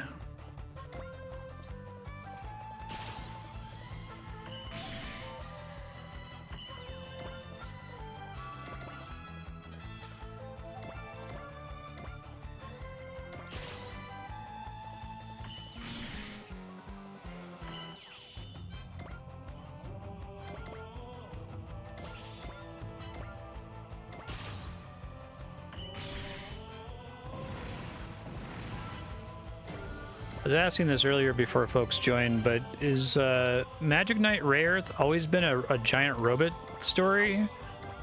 I guess not ever having watched it or knowing very little about it, I assumed it was like magic ladies with swords and stuff. I didn't realize they had robots.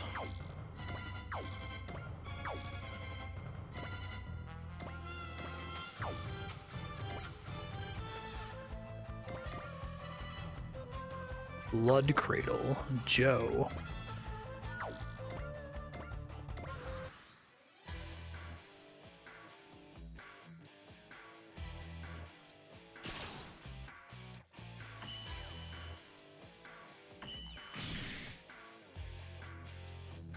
I see.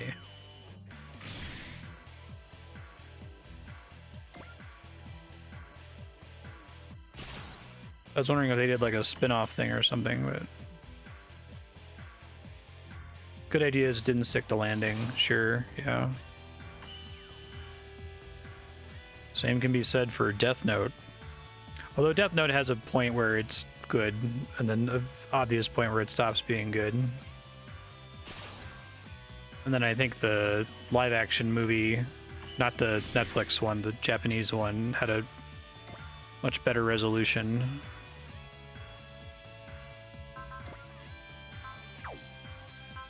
Trust.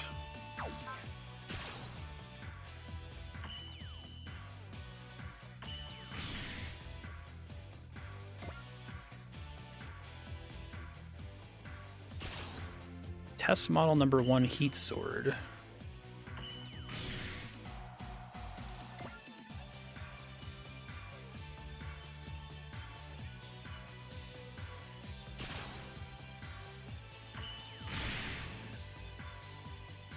Yeah. We know that that was not the intent of the Death Note creators, right? They were pressured to stretch it out longer because it was so popular. And then there's that whole manga that's based on the experience of having to do that.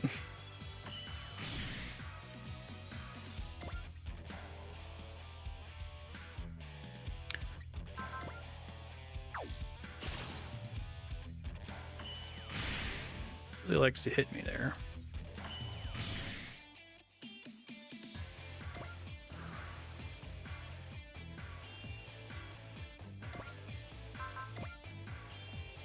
Whoa. Oh, never mind. Here we go. Just do it from further away than I thought.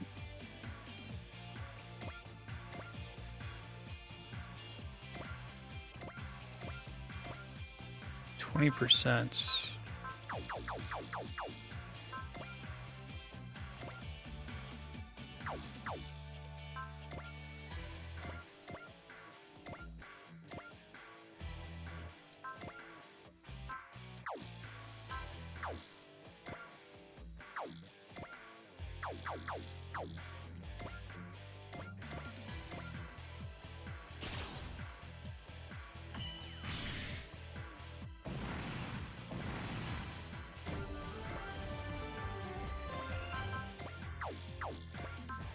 Anyone have the ability to grant buffs to her?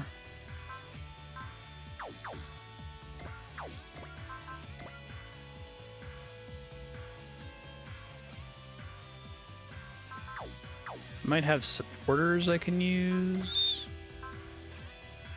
Okay, yeah. Activate bullseye. Let's do that.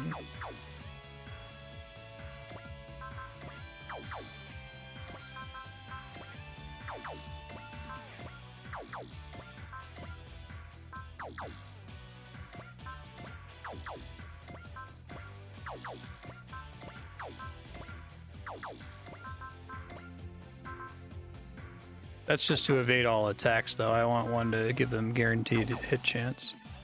I know Maru has that one. Shadow Maru.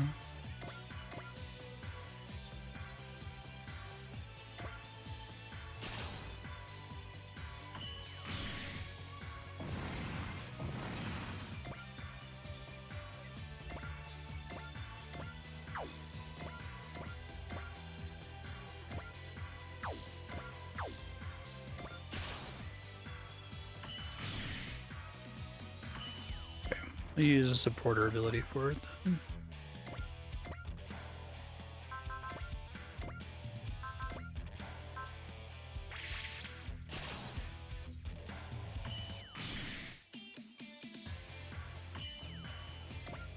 You missed.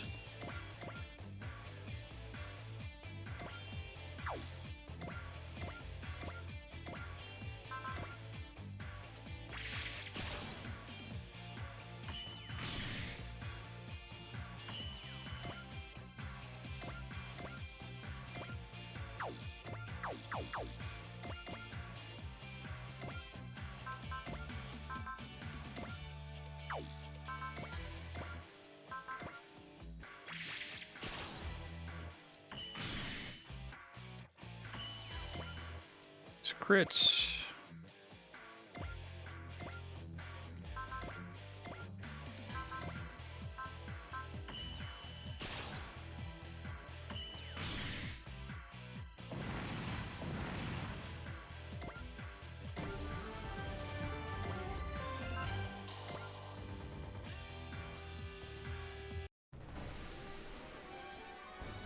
Where's the claw? Where is he?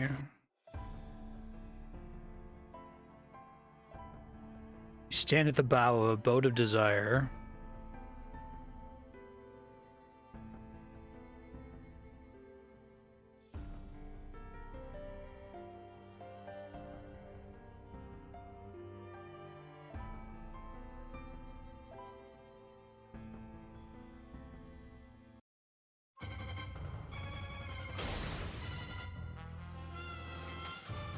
So you get someone down to 0 HP and they just like move out of the way to have a little cutscene on the side.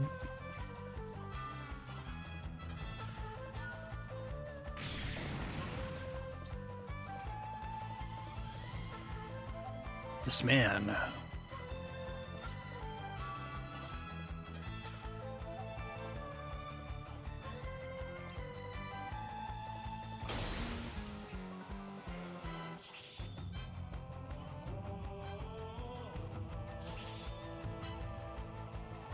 Final act of friendship.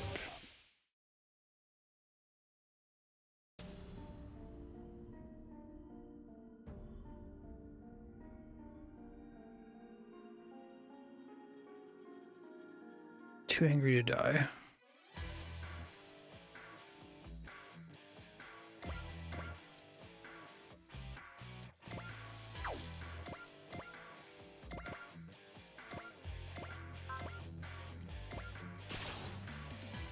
Super electromagnetic yo-yo.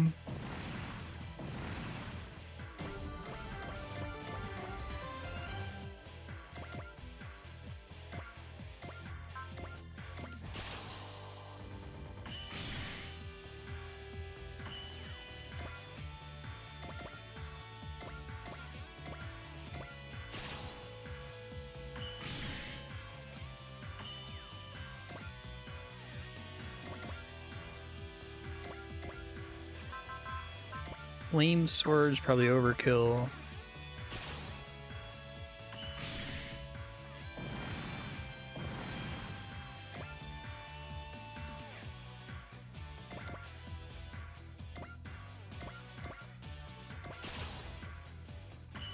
Oh, I should have buffed. Shit. Didn't see how low my hit chance was there.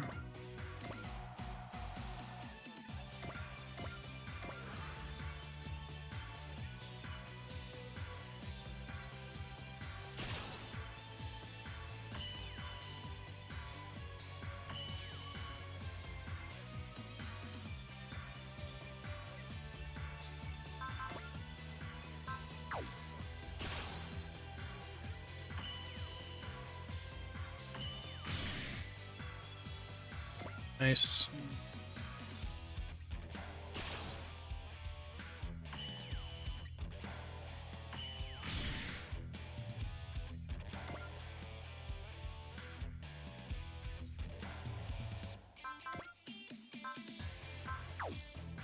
E3 is probably fine.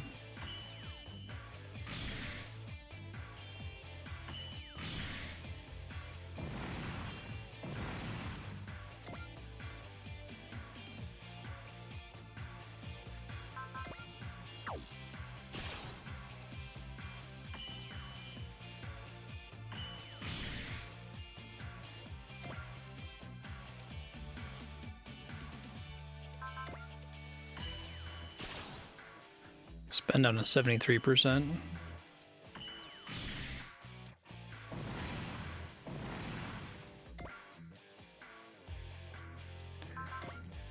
Persist. I can only do supporters on my turn, right?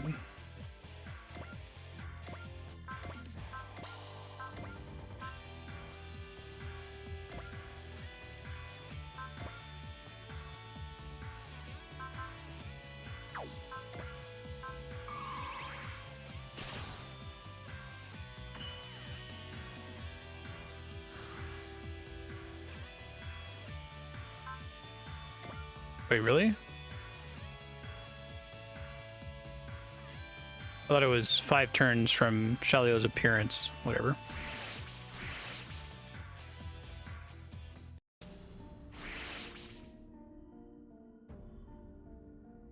I couldn't have done it on turn 2 either, even if I had hit. I needed to get 3 hits off, and I guess I only had 2 turns to do it.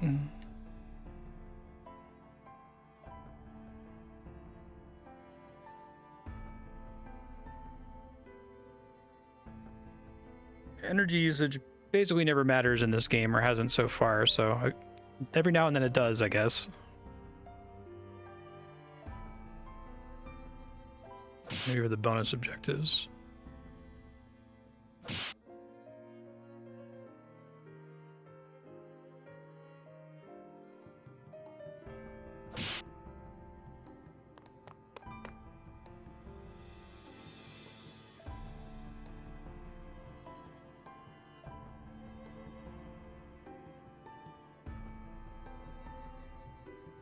guess I would have had to have hit on both counterattacks somehow.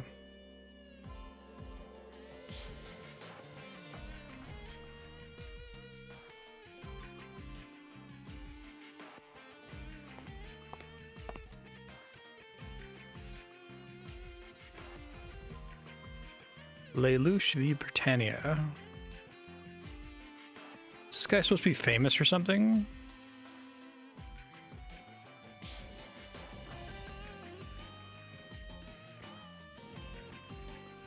So that's canon in this universe? And it's wild that they only do the alternate dimension thing like once so far. You think that they would just be defaulting to that every time, like how Smash Brothers does?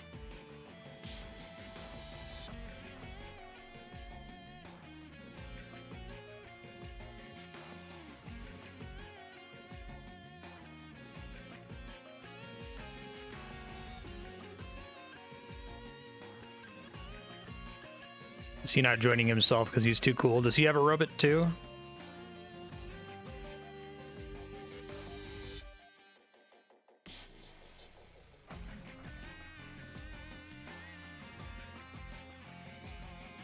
So does Lelouch have a robot?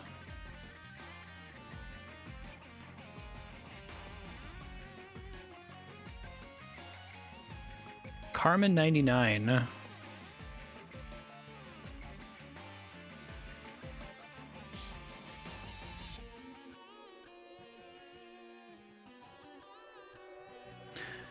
The name of his armor is Dan of Thursday.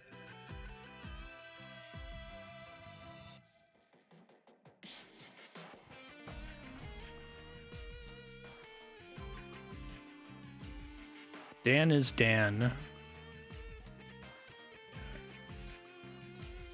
X is X seems like a very common construction.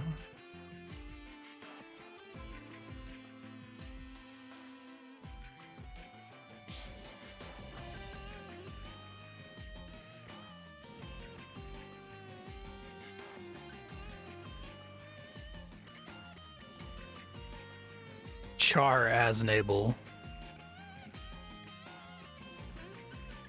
When you were Britannian Empire, I was Neo Zeon Supreme Leader.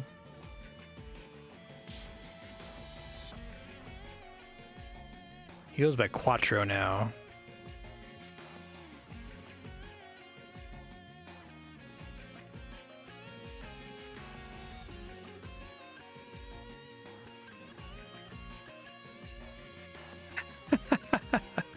He gets a personalized robot. It's piloted not like a normal one, but via a virtual keyboard because he's a genius hacker man.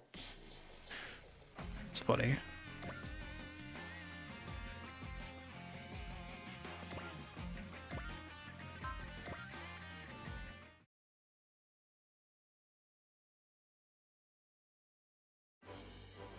All right.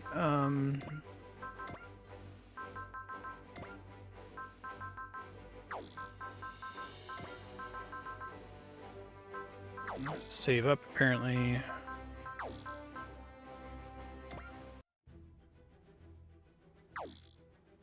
there any upgrades that make skill program cheaper? It's got to be under something here, right? Personnel research, maybe? I guess it gives them more XP, which is technically the same thing.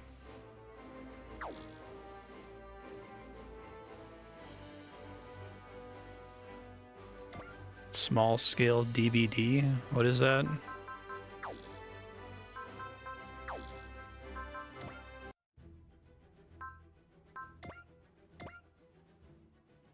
Columbus sector.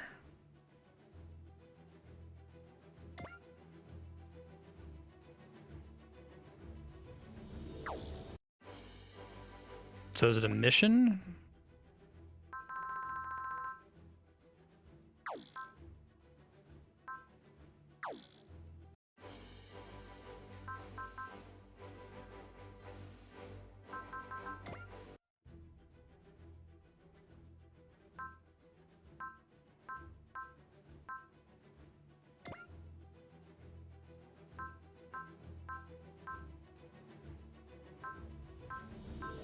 Where is it?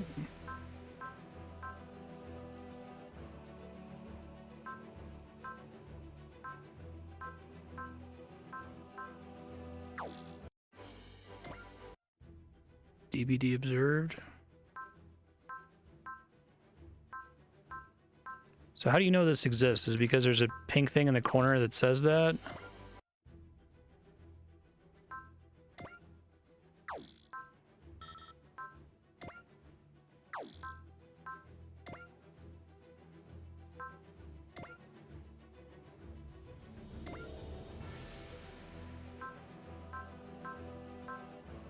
What is it called when I get there? This is very strange, sorry.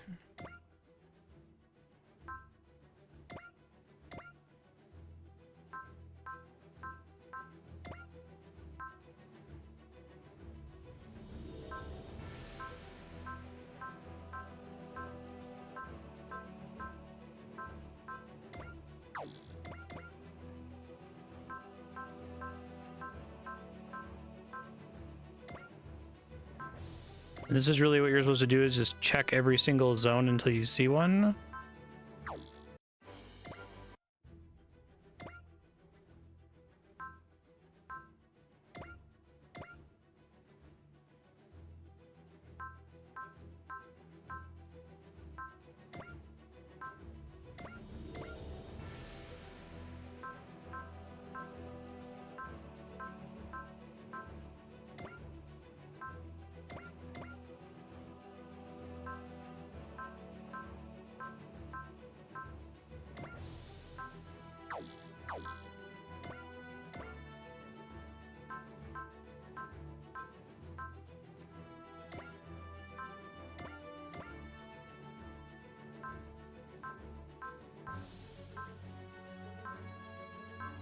Shit, I haven't scrolled past it.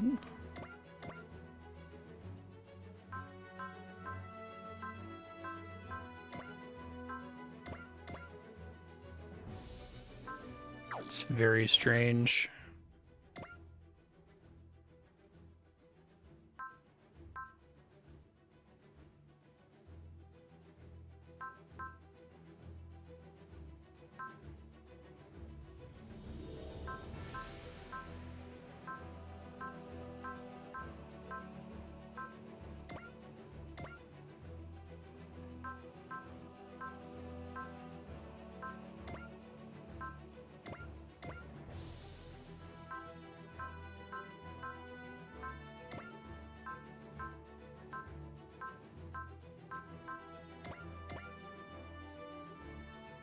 This thing?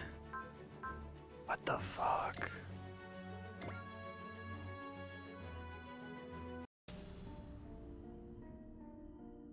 Dimensional boundary distortion.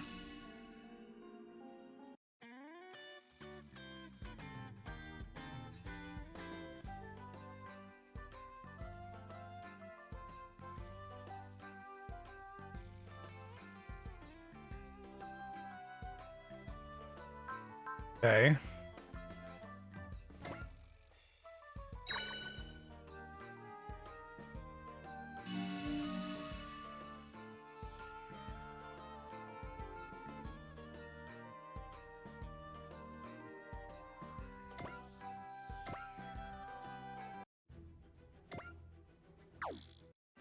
What percentage of players have? Well, I guess a lot of people who play this probably are like super into it and know all the rules and stuff. I want to see that achievement unlock percentage.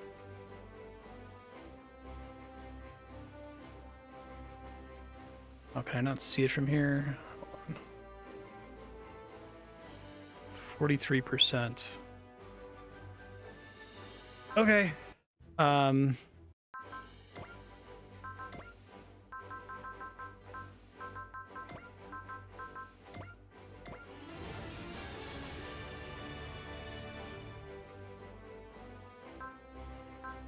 Just want to get that one.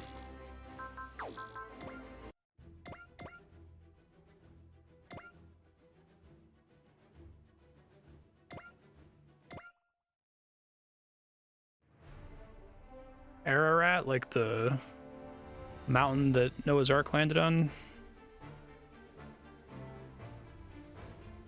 19 million.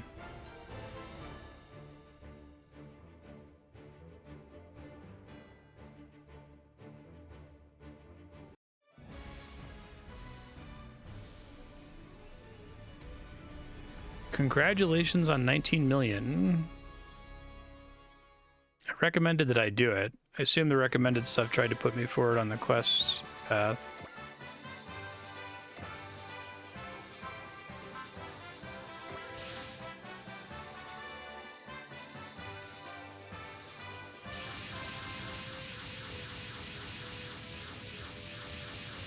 Oh my god.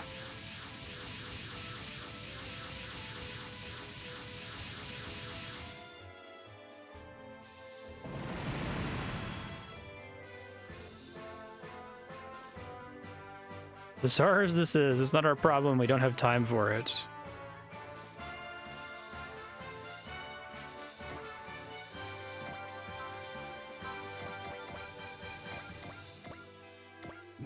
Dan of Thursday is the funniest fucking name. Oh man, Shadowmaru is really falling behind. I want to keep using him because he's got like 80% evade or something stupid. Spent a lot of time investing in him.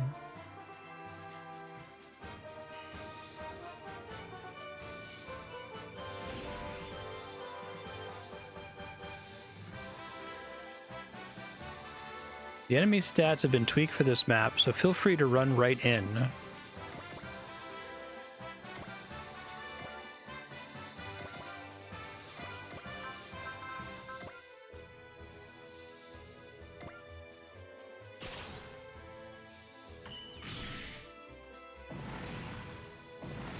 It's just like free XP farming or something.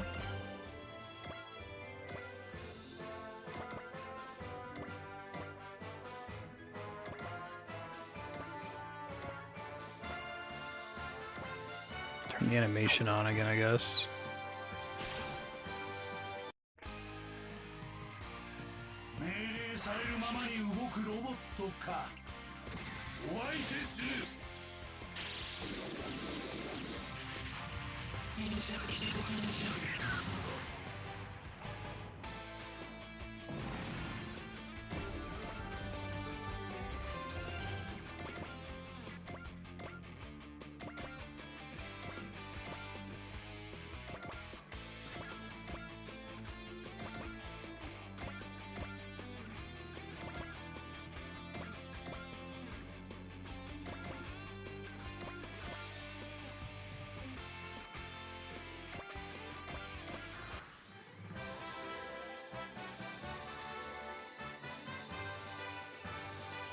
Okay.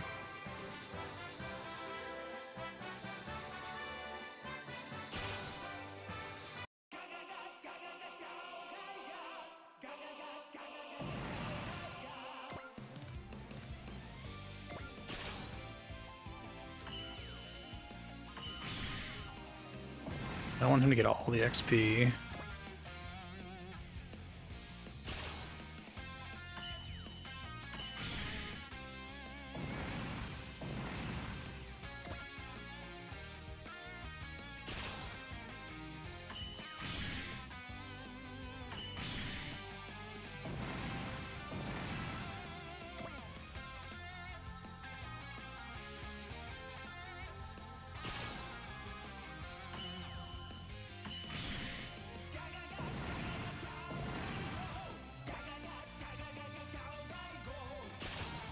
I should have buffed. Whoops. Still hit.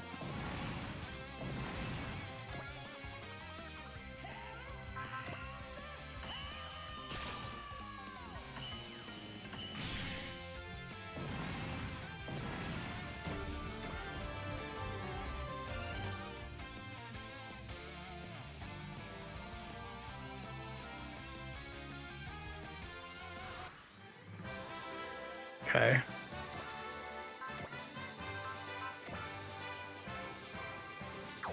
Probably don't want to waste this character.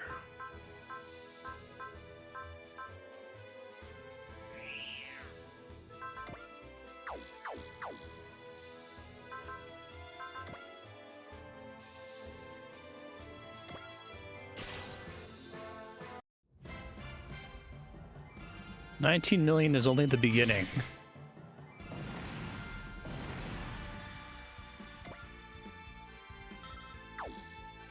I don't want to get too close, because whoever gets too close gets way more XP. So I'm going to take that opportunity to get Shadow Maru caught up in levels.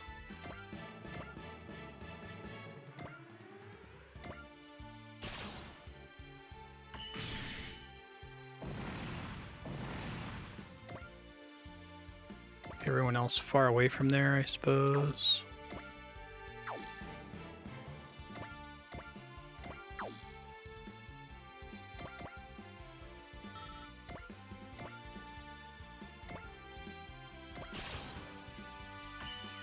Oh, I missed it at 89%. That sucks.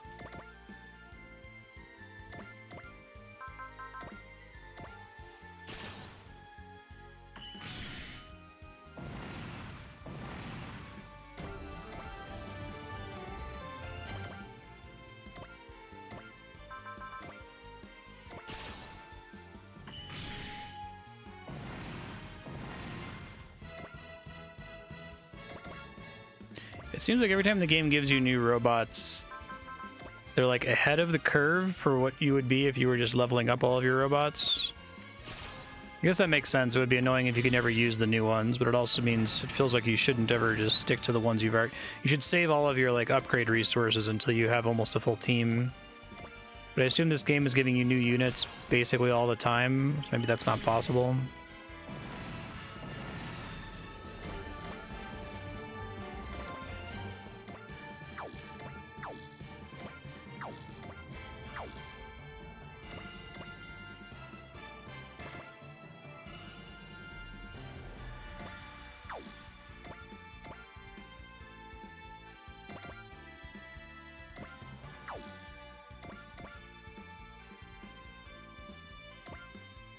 Is there a way for me to, like,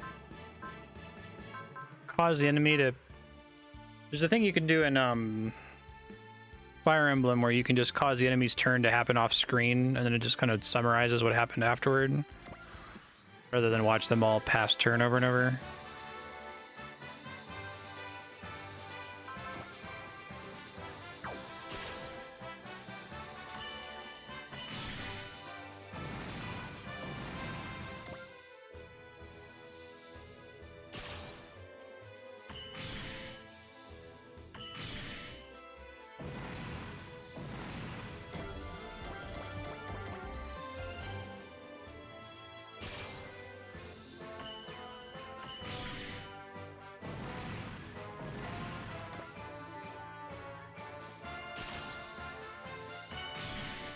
Get him, Gridman.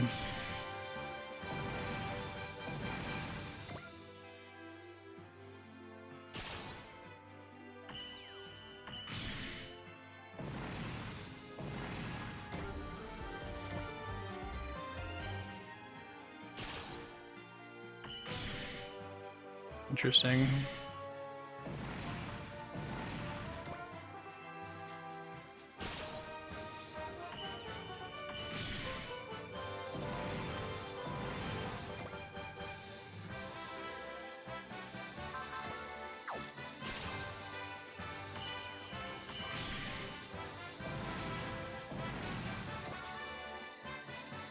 Alright, here we go. Hopefully I got a bunch of XP for Shadow Maru here.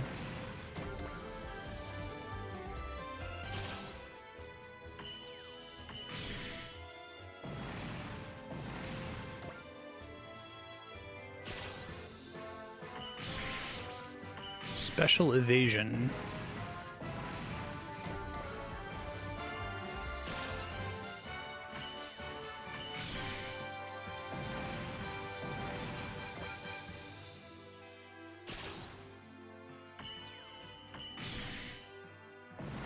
Probably the only character I could have sent out here safely because of his ridiculous evasion in the first place. Maybe the hero. It looks like he was having a 0% chance to get hit.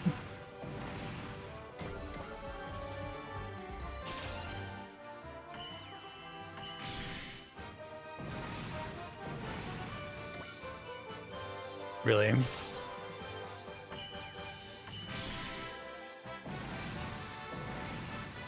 One pilot army.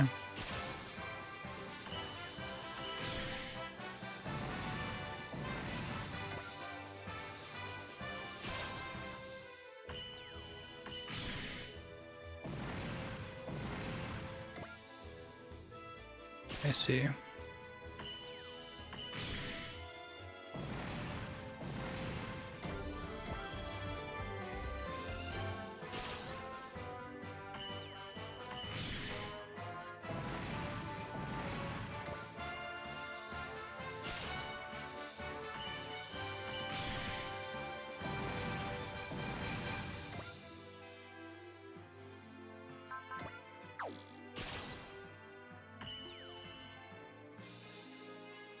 Oh, is he not counterattacking now because he's out of energy or something? He's out of ammo.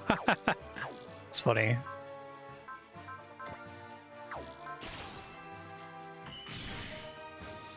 Uh-oh, that's not good. Alright, you need to run away now. Did your best. Very proud of you.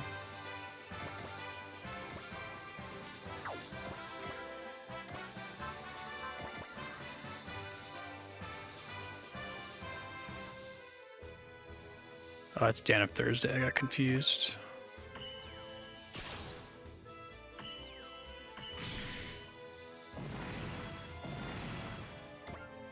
I don't think I have Ernie in this group.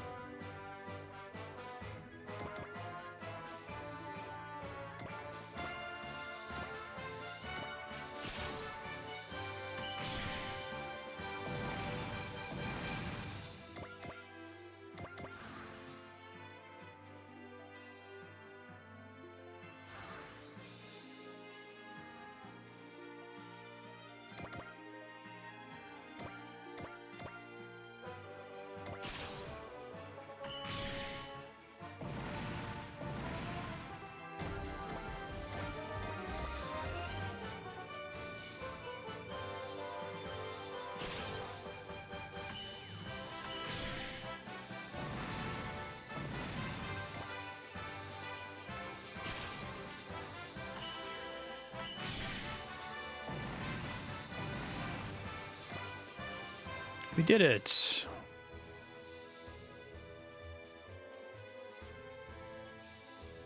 $19 million is just a stepping stone. Okay.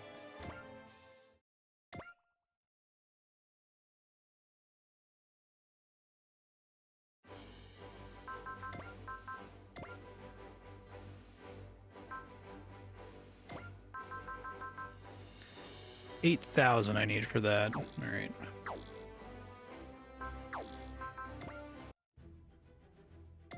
Children of MJP.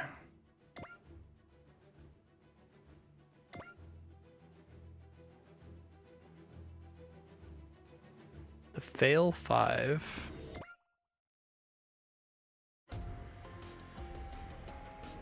No, I thought you were joking. Like, this is a Majestic anime prince, but the name of the anime is Majestic Prince.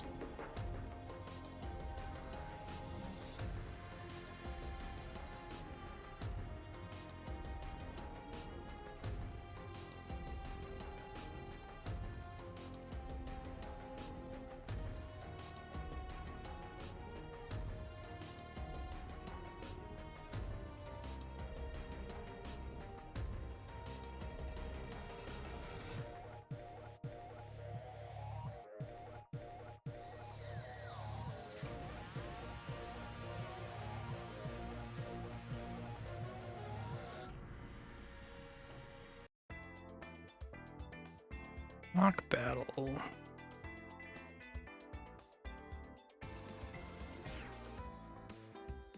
A fail 5.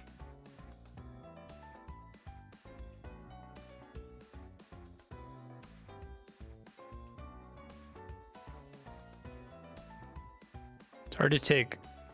Are those glasses? Seriously, when they really don't have noses.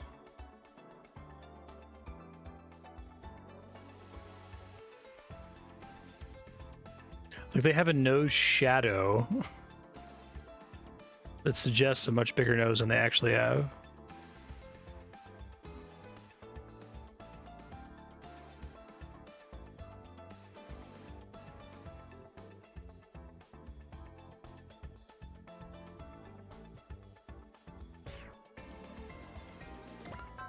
Guru.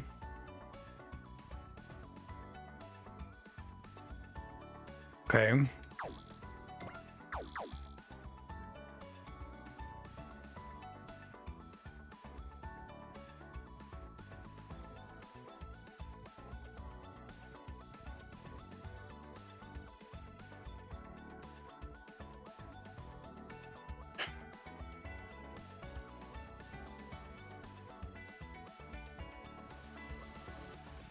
It's fine.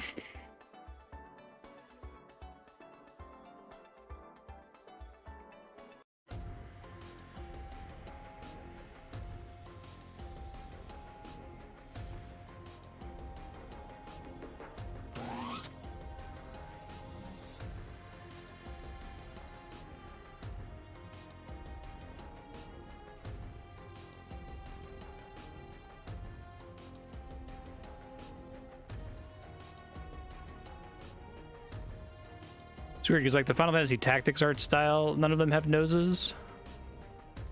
But here they almost have a nose. They all look like Voldemort.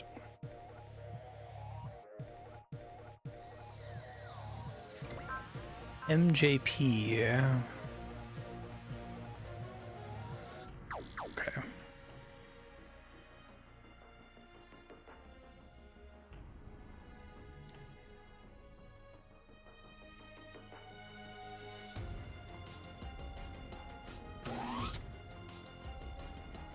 Well, that guy's got a nose.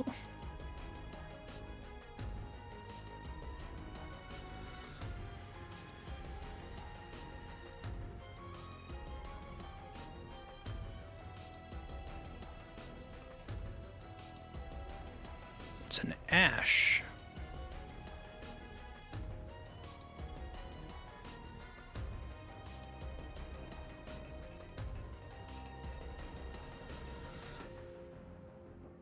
Incorporates the DNA of the pilot to increase responsiveness.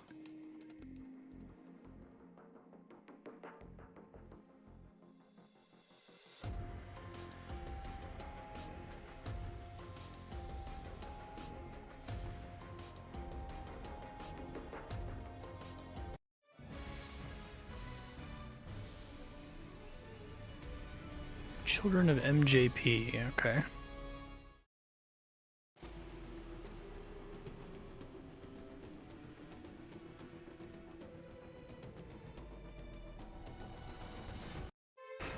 Whoa, graphics. Assume this is just literally from the anime. They don't often get to do this, right?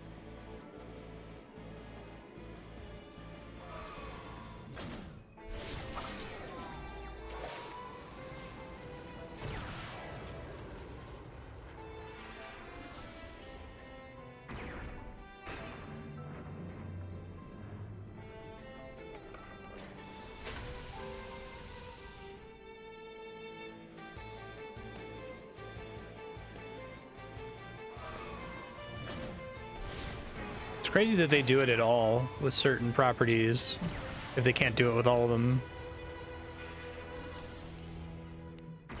So on average they can't do it, it seems like.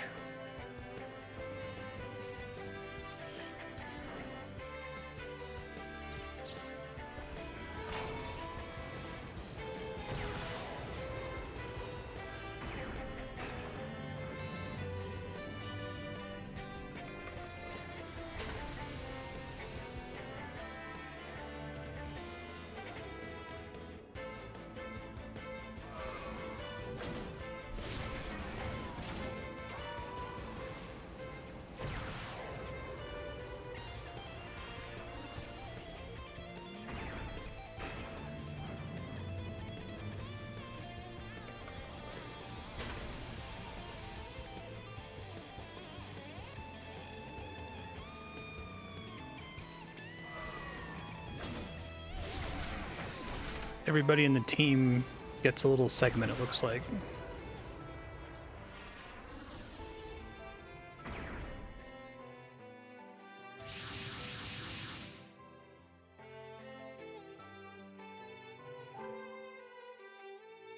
Blue 1.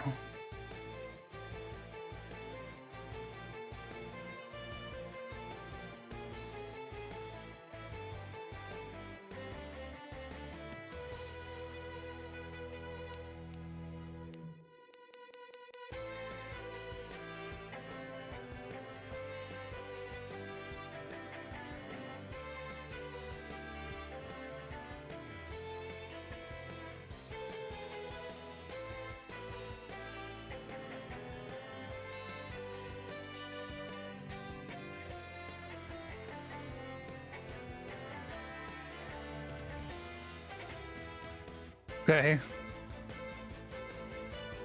Nido treasure.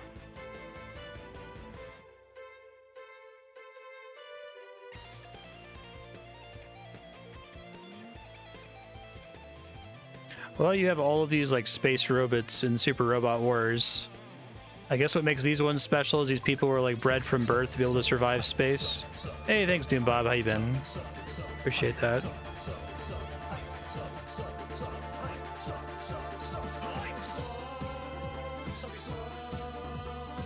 Fighting in a cutting-edge unit. Dream is to be a hero. You're super awesome. Thanks. Appreciate that.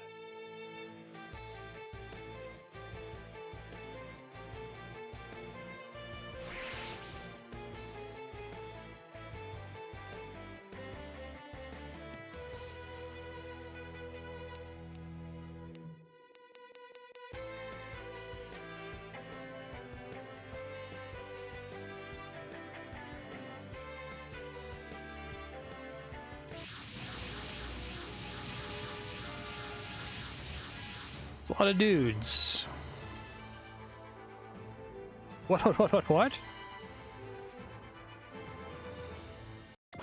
It's us. Hooray.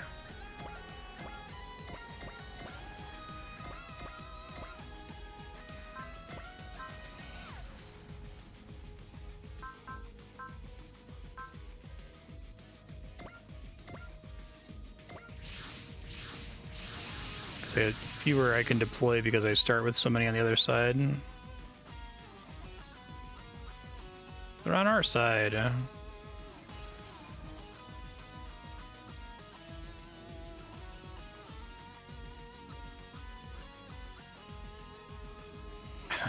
Because of your survival instincts. If you don't assert your will to fight, the Juria system will prioritize defensive instincts.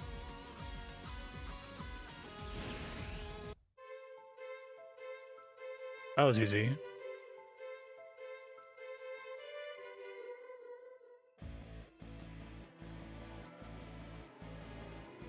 Enemies of all humanity.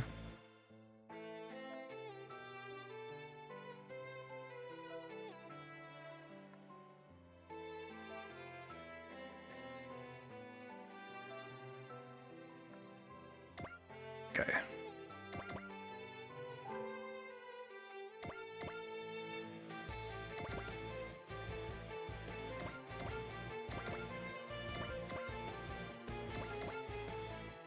Right.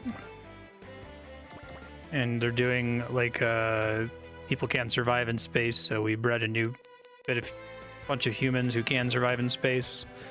And so the reason our mech pilots are all teenagers is because they're the first generation.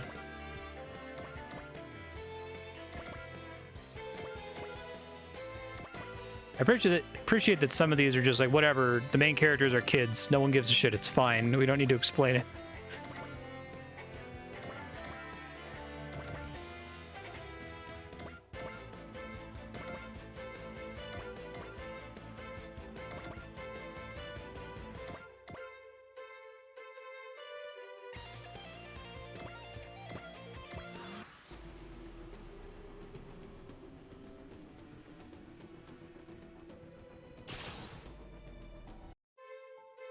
Rose 3 is so fast.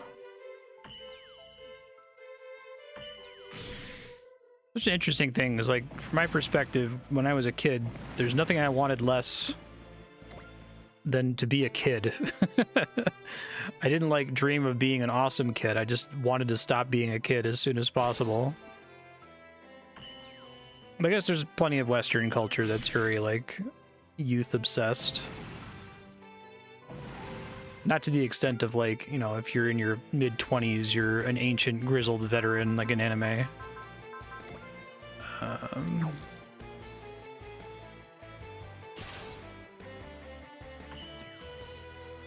Thank you, Support Defend.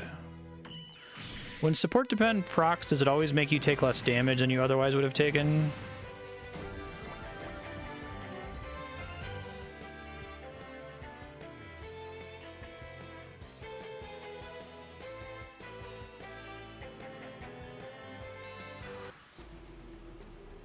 So it just transfers the damage, it doesn't give you any kind of bonus.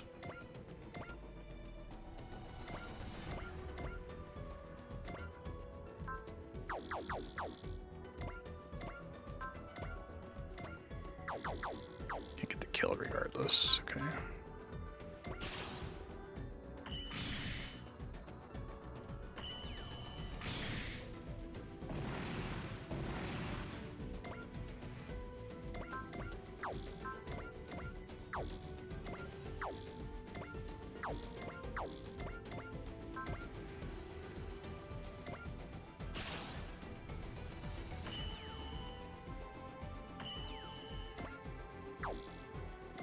Oh, okay.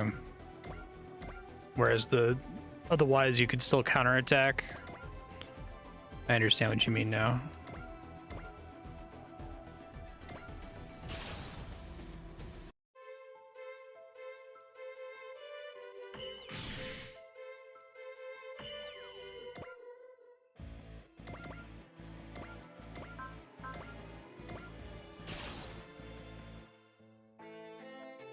Purple 2 is incredible. That's a pretty cool looking one anyway. Some of these designs are pretty neat. Maybe I'll try to turn on animations for some of them.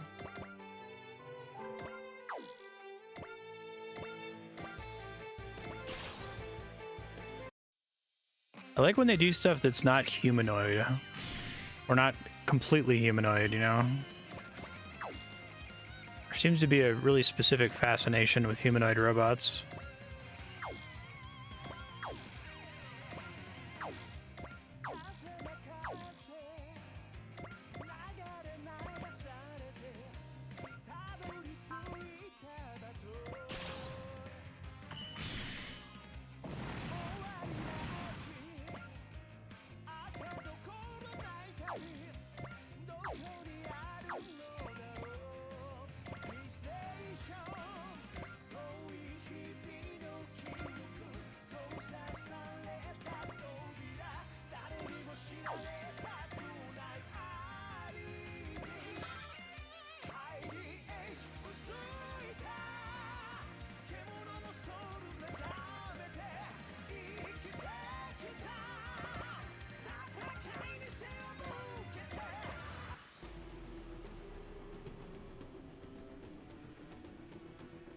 Shoot down.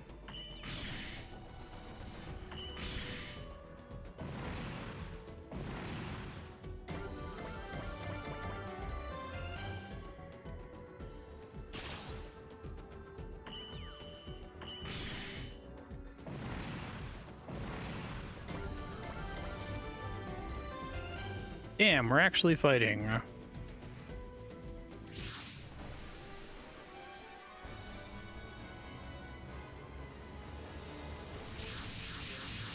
Eek.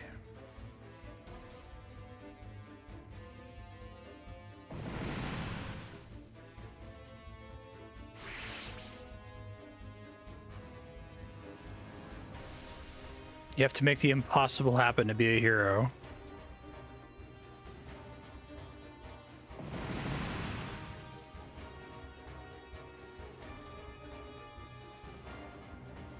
Yeah, you probably should retreat.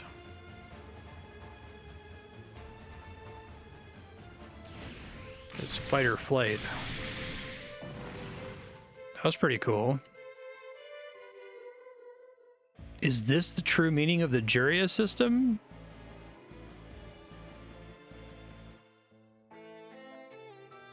Cyber new type reflexes?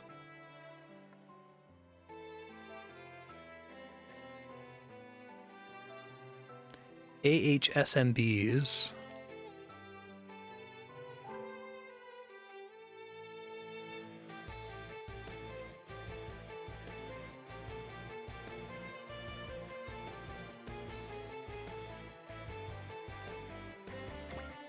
Okay. Really?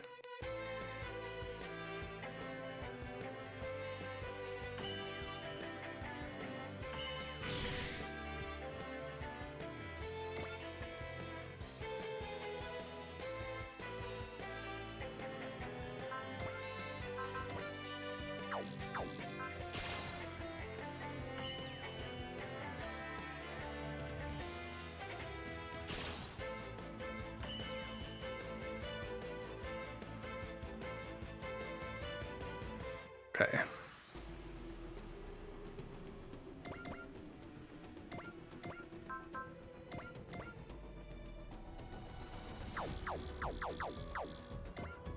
Try to get the kill there.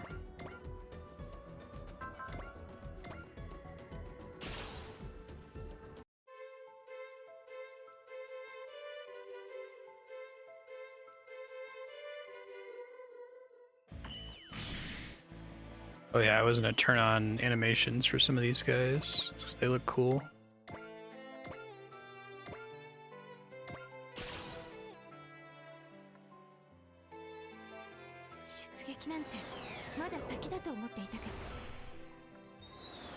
Yeah, this was cool. It was slightly less humanoid looking.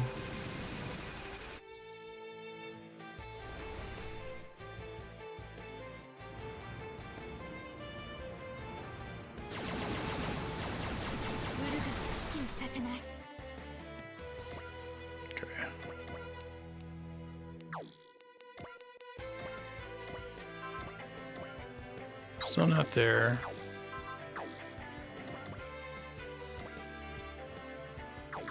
Each of these individual robots look cooler to me, at least.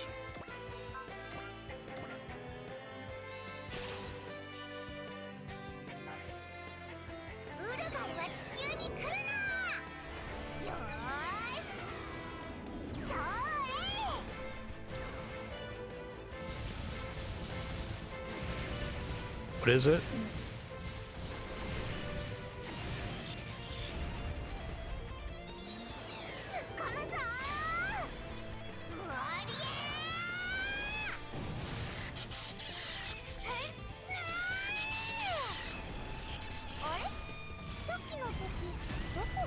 Okay. Oh, it is quite nice. How close is near?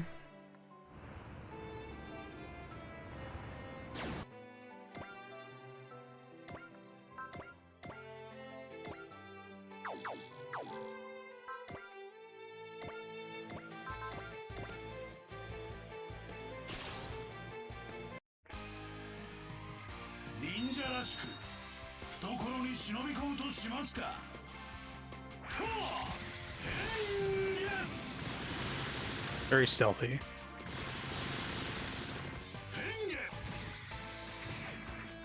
That seems worth always having if possible.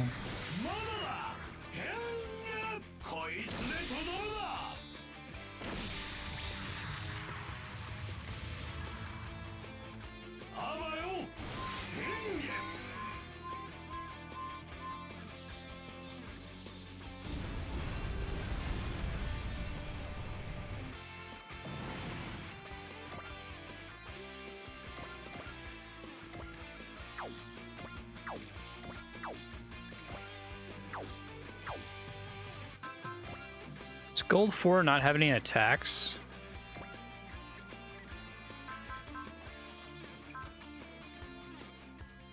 That's interesting.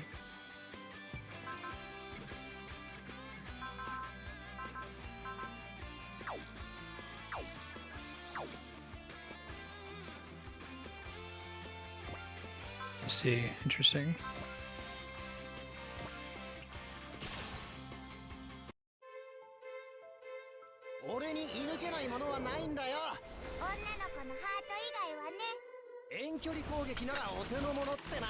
That's pretty cool with the head coming off.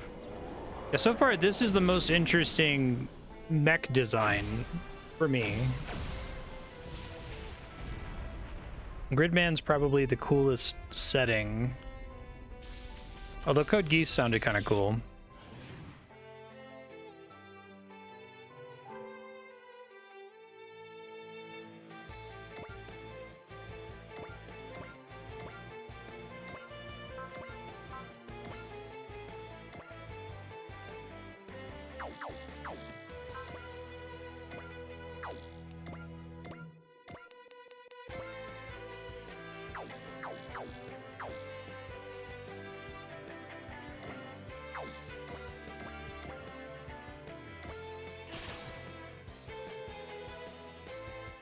お前たちと戦うことが俺の任務だ。見つけた。 Yeah, me too. It's like an entire genre that I know absolutely nothing about. Like hundreds, if not thousands, of hours of content. そうはさせるか、ウルガル。 It's like mind-blowing to me that it's so huge.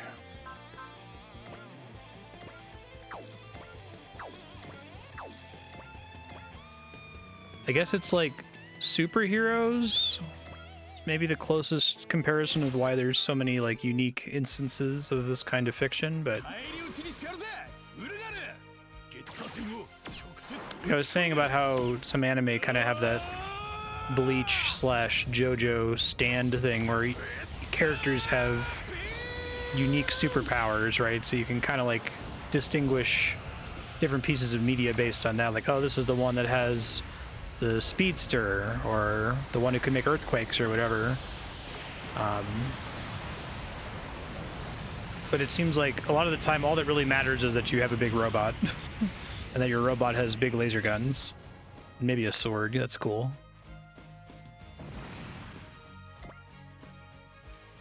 Yeah.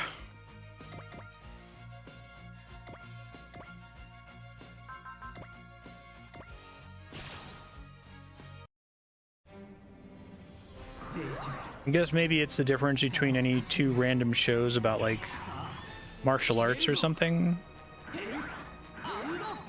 Like outside of anime. Still shows about people punching each other, right? I guess a lot of martial arts anime will still kind of fall back on these characters have unique X-Men powers or power levels or attacks that are unique to each character. Maybe it's attacks. Maybe that's the big difference. This robot's different from that robot because this robot has an electromagnetic yo-yo. Right.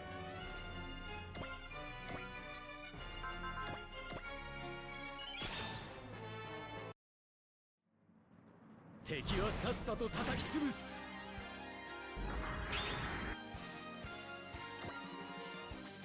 I try to understand it through the lens of, okay, this is Super Smash Brothers, but for giant robot anime.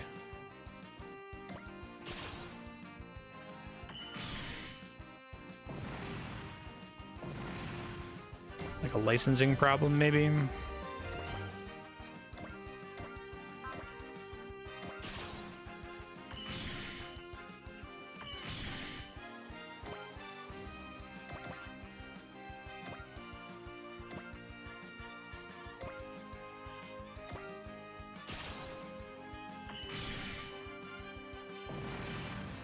Interesting.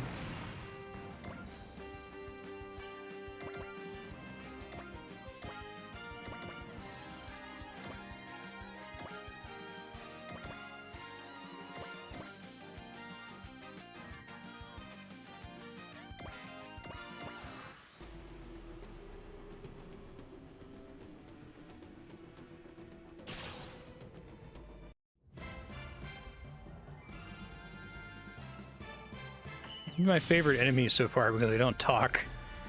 They're more threatening because of that. There might be a couple kaiju that didn't talk.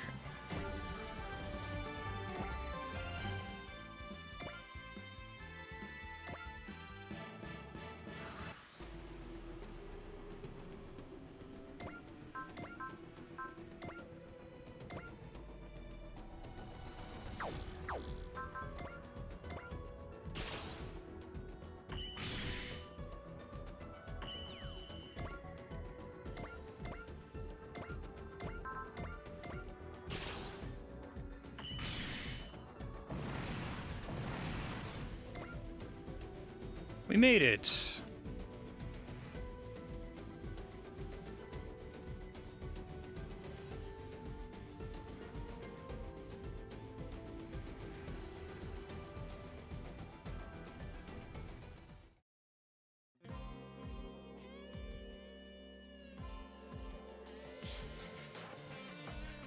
I feel like if I were to watch one giant robot anime, it would probably be Evangelion.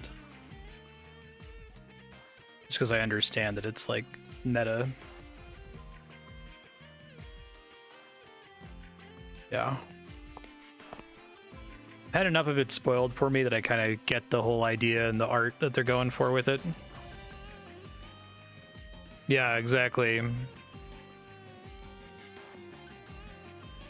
It's like a send-up of that. Evangelion seems to be to giant robot anime in the way that Twin Peaks is to like 80s and 90s primetime soap operas.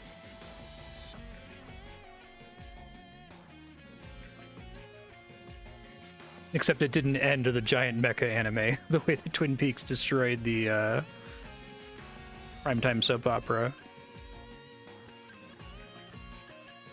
It's interesting how once a genre reaches a certain point of saturation and you kind of get to the point where people start making elaborate, like, meta examinations of that genre, that sometimes kills the genre. I don't necessarily think that that's happened with superhero fiction yet, but we're definitely deep into like meta self-examination.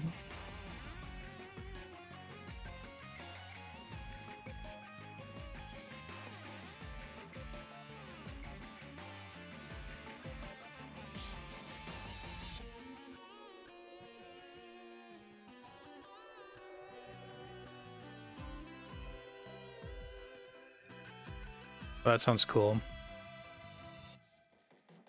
I like that a lot about One Punch Man. It's very examining the genre.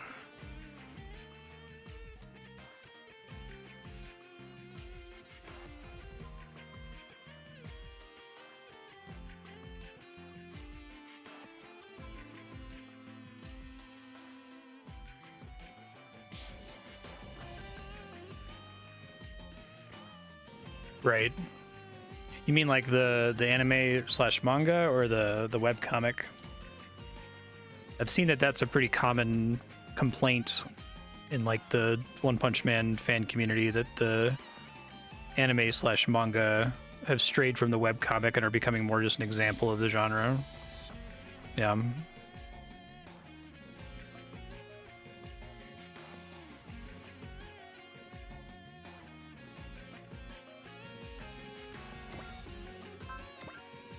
I've read the webcomic. It's a rough read because it is drawn quite badly, but it's very good.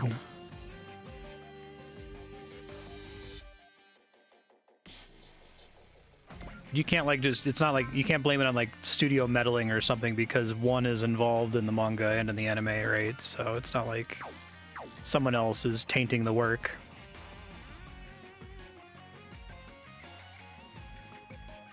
The nickname Fail5 is a school-wide meme.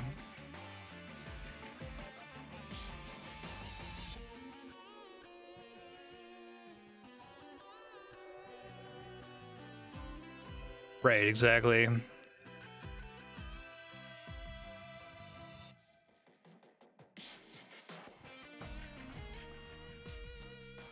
So you start having like legitimate will they win, won't they win drama, which I guess can be interesting when you have the specter of Saitama could show up at any moment and end this trivially, right? Because that's a kind of a send-up of Dragon Ball. You'll have all kinds of Dragon Ball fight scenes where it's like Goku is like right around the corner and this is all irrelevant because Goku would just end this instantly, right? Why are we even watching this? But I agree that it gets to a point where that ceases to be interesting.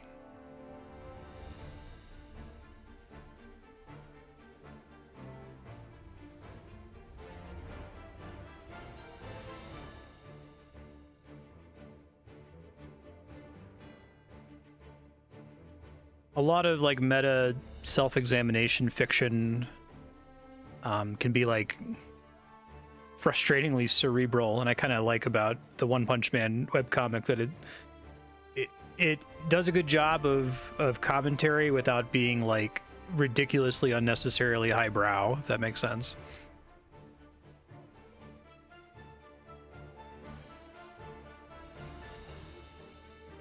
Right, that part's funny.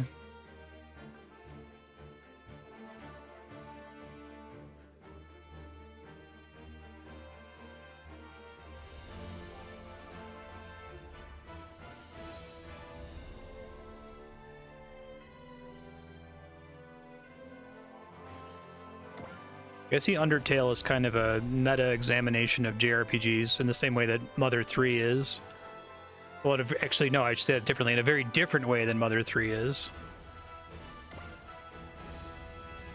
Undertale also manages to not feel like excessively cerebral. Which is good. Massive mysterious spacecraft has landed on Mars.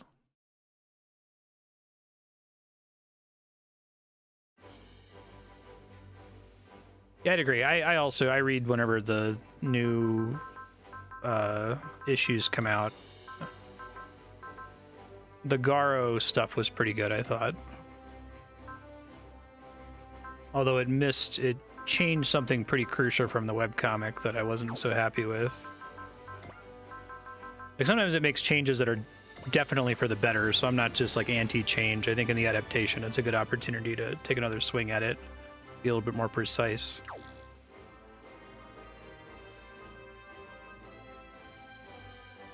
And the stories there make fun of the established tropes to quickly embrace them, where the re-examination of the tropes becomes its own subgenre that is quickly beaten to death. Yeah.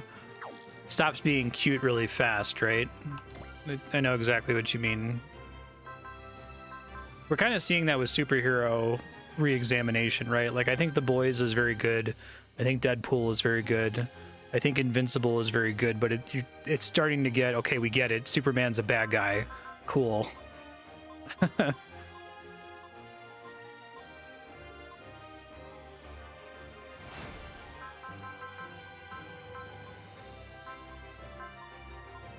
Actually, even before we got the super meta trope examination, we got a lot of comic books like trying to go, oh man, the Justice League are like gods. They're like modern gods. What would it be like to have modern gods living here? And I was like, it was really cool at first, but we've done it so much now. It's like, okay, can we go back to rescuing puppies from trees, please, for the love of God? Or puppies don't get caught in trees. Cats from trees. Can I resort this somehow? It's not easily.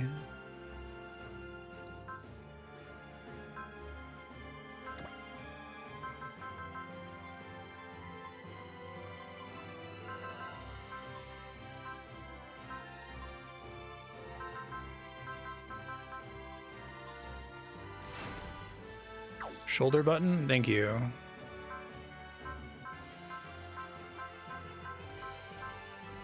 Appreciate that.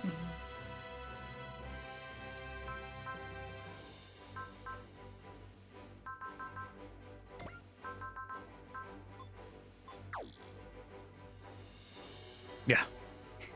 Superman Red Sun is so good. That's one of my favorite comics of all time.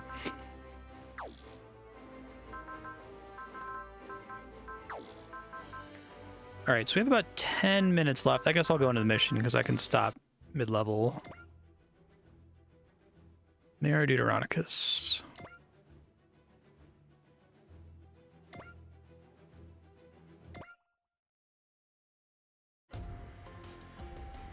My Hero Academia is just loving rendition of the superhero genre done well. Yeah. That's nice. It's nice when that just happens. You just do a good job with it.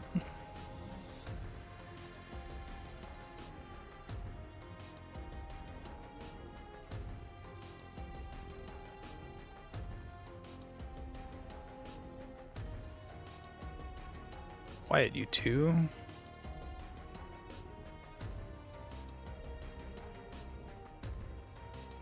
Heavy metal L-Gaim. Okay. Grand settlement, huh? Mass migration to Mars that occurred in NSE 60. I can't believe that they're trying to make all of these fit in the same universe. Like, it would be so much easier to do the Smash Brothers thing. I love that occasionally they throw their hands up and say, whatever, it's Smash Brothers. They came from another reality. It's fine. Like, the evil Emperor Lelouch guy was the emperor of this world, and everybody recognizes him, but only for like a year, because there's somebody else who also was the emperor.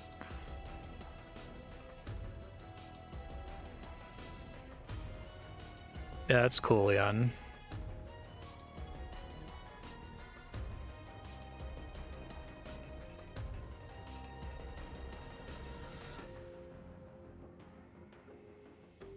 Was it Lelouch?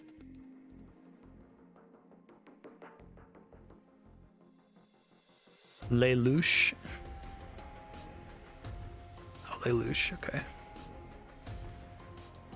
Pentagona. Weapons are referred to as heavy metals. Oh man, like the animated film from 1980. Was it that early? Heavy metal film. 81, yeah. I feel like nowadays people probably remember the South Park episode that's based on that better than the original movie. One where Kenny keeps like sniffing the cat pee to get high. Gurren Lagann was a deliberately over-the-top re-examination of super robot shows. Which ended up just being a really cool, if over-the-top example of the genre. I see.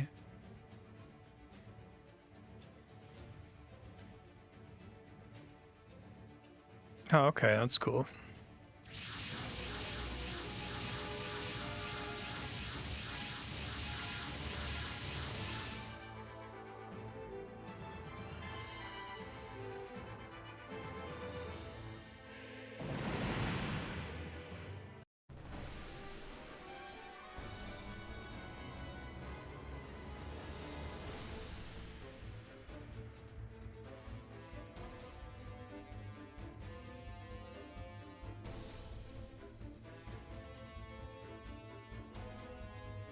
Seek a dialogue. This game has a lot of weird names. Sweet.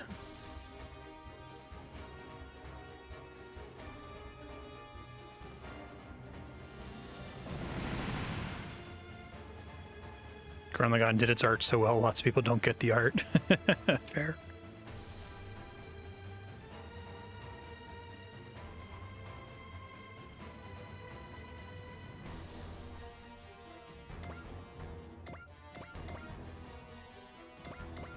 Having never seen it, are you able to summarize what makes it a send-up? Like,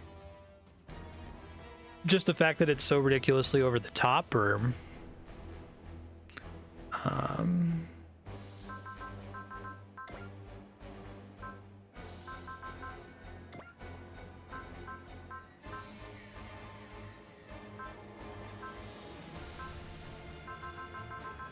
Purple 2 is the one with the passive accuracy boosts to nearby allies. Oh, okay. That's a good, thank you. That's a good pitch to explain it. I love it. Yeah.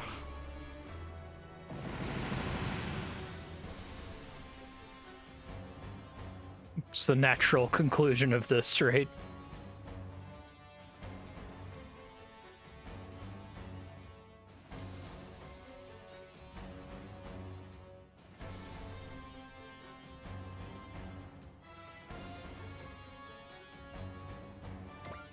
Extra 13. Group of 13 people who really act out. Hey, thank you, Pickbreaker. How have you been? Appreciate that. And worship shot down. Zimmerit coatings. Reduce damage from ranged beam weapons. Use melee attacks when possible. Okay. You're super awesome. Thanks. Appreciate that. What if robots were literally powered by hot-bloodedness?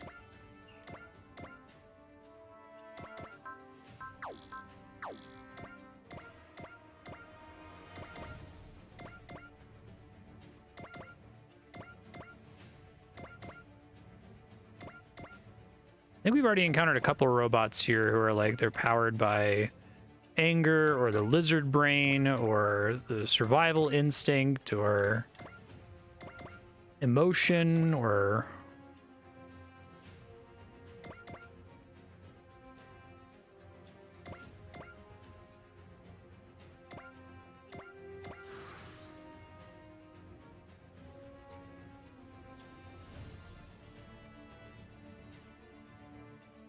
I see.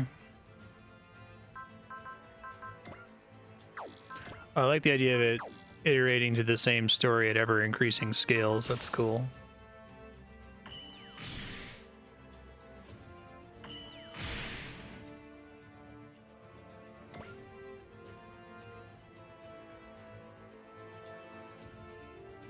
That's something I kind of dislike about the One Punch Man manga / anime compared to the webcomic, is that it seems to have really fallen for the we have to constantly raise the stakes, even though like the conceit of the property is that the stakes don't fucking matter.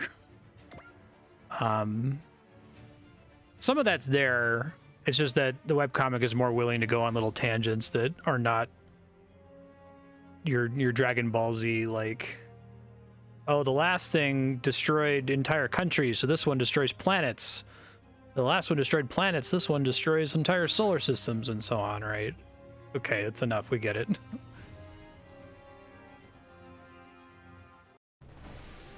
Okay, it's probably about time here. Give me a sec. A pompadour.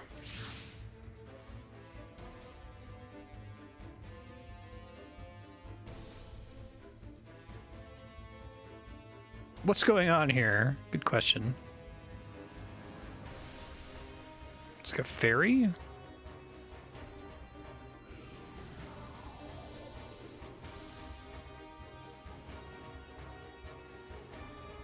What the? The rift between dream and reality.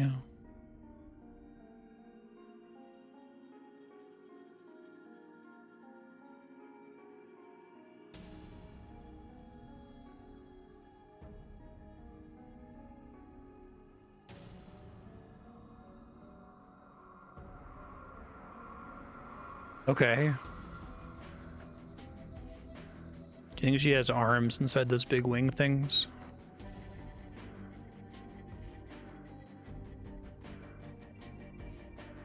You unmake your mind. Oh, she's... I guess she is like a fairy?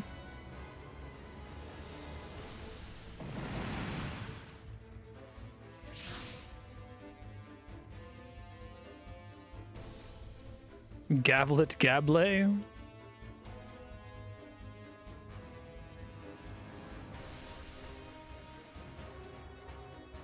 Is he smoking out of his nose? Yeah, like unmake.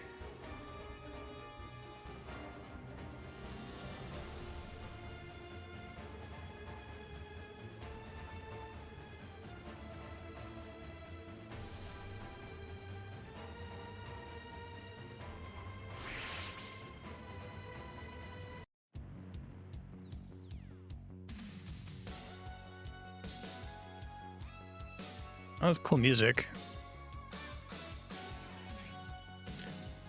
6 turns elapsed. All right, future Marstead, you are going to want to use this robot right here. Purple 2 has a passive that causes nearby allies to get a accuracy boost, which is pretty neat. Also, Shadow Maru, you're still using. You've invested a lot of points into, so don't waste the investment. You're currently trying to level up the 30th anniversary robot with Mr. Edge, cool anime protagonist man. Everybody else is kind of expendable and you can switch out. I guess technically also Ernie has really high evasion. That's not Ernie. One of these robots is Ernie. Is this Ernie? That's Ernie. Ikaruga. So do that one too. You've pretty much finished upgrading in the laboratory. You have the highest upgrade cost discount, so maybe work on something else like pilot XP gain or something like that. I think that's everything. Overwrite previous save data. Want to continue playing? No.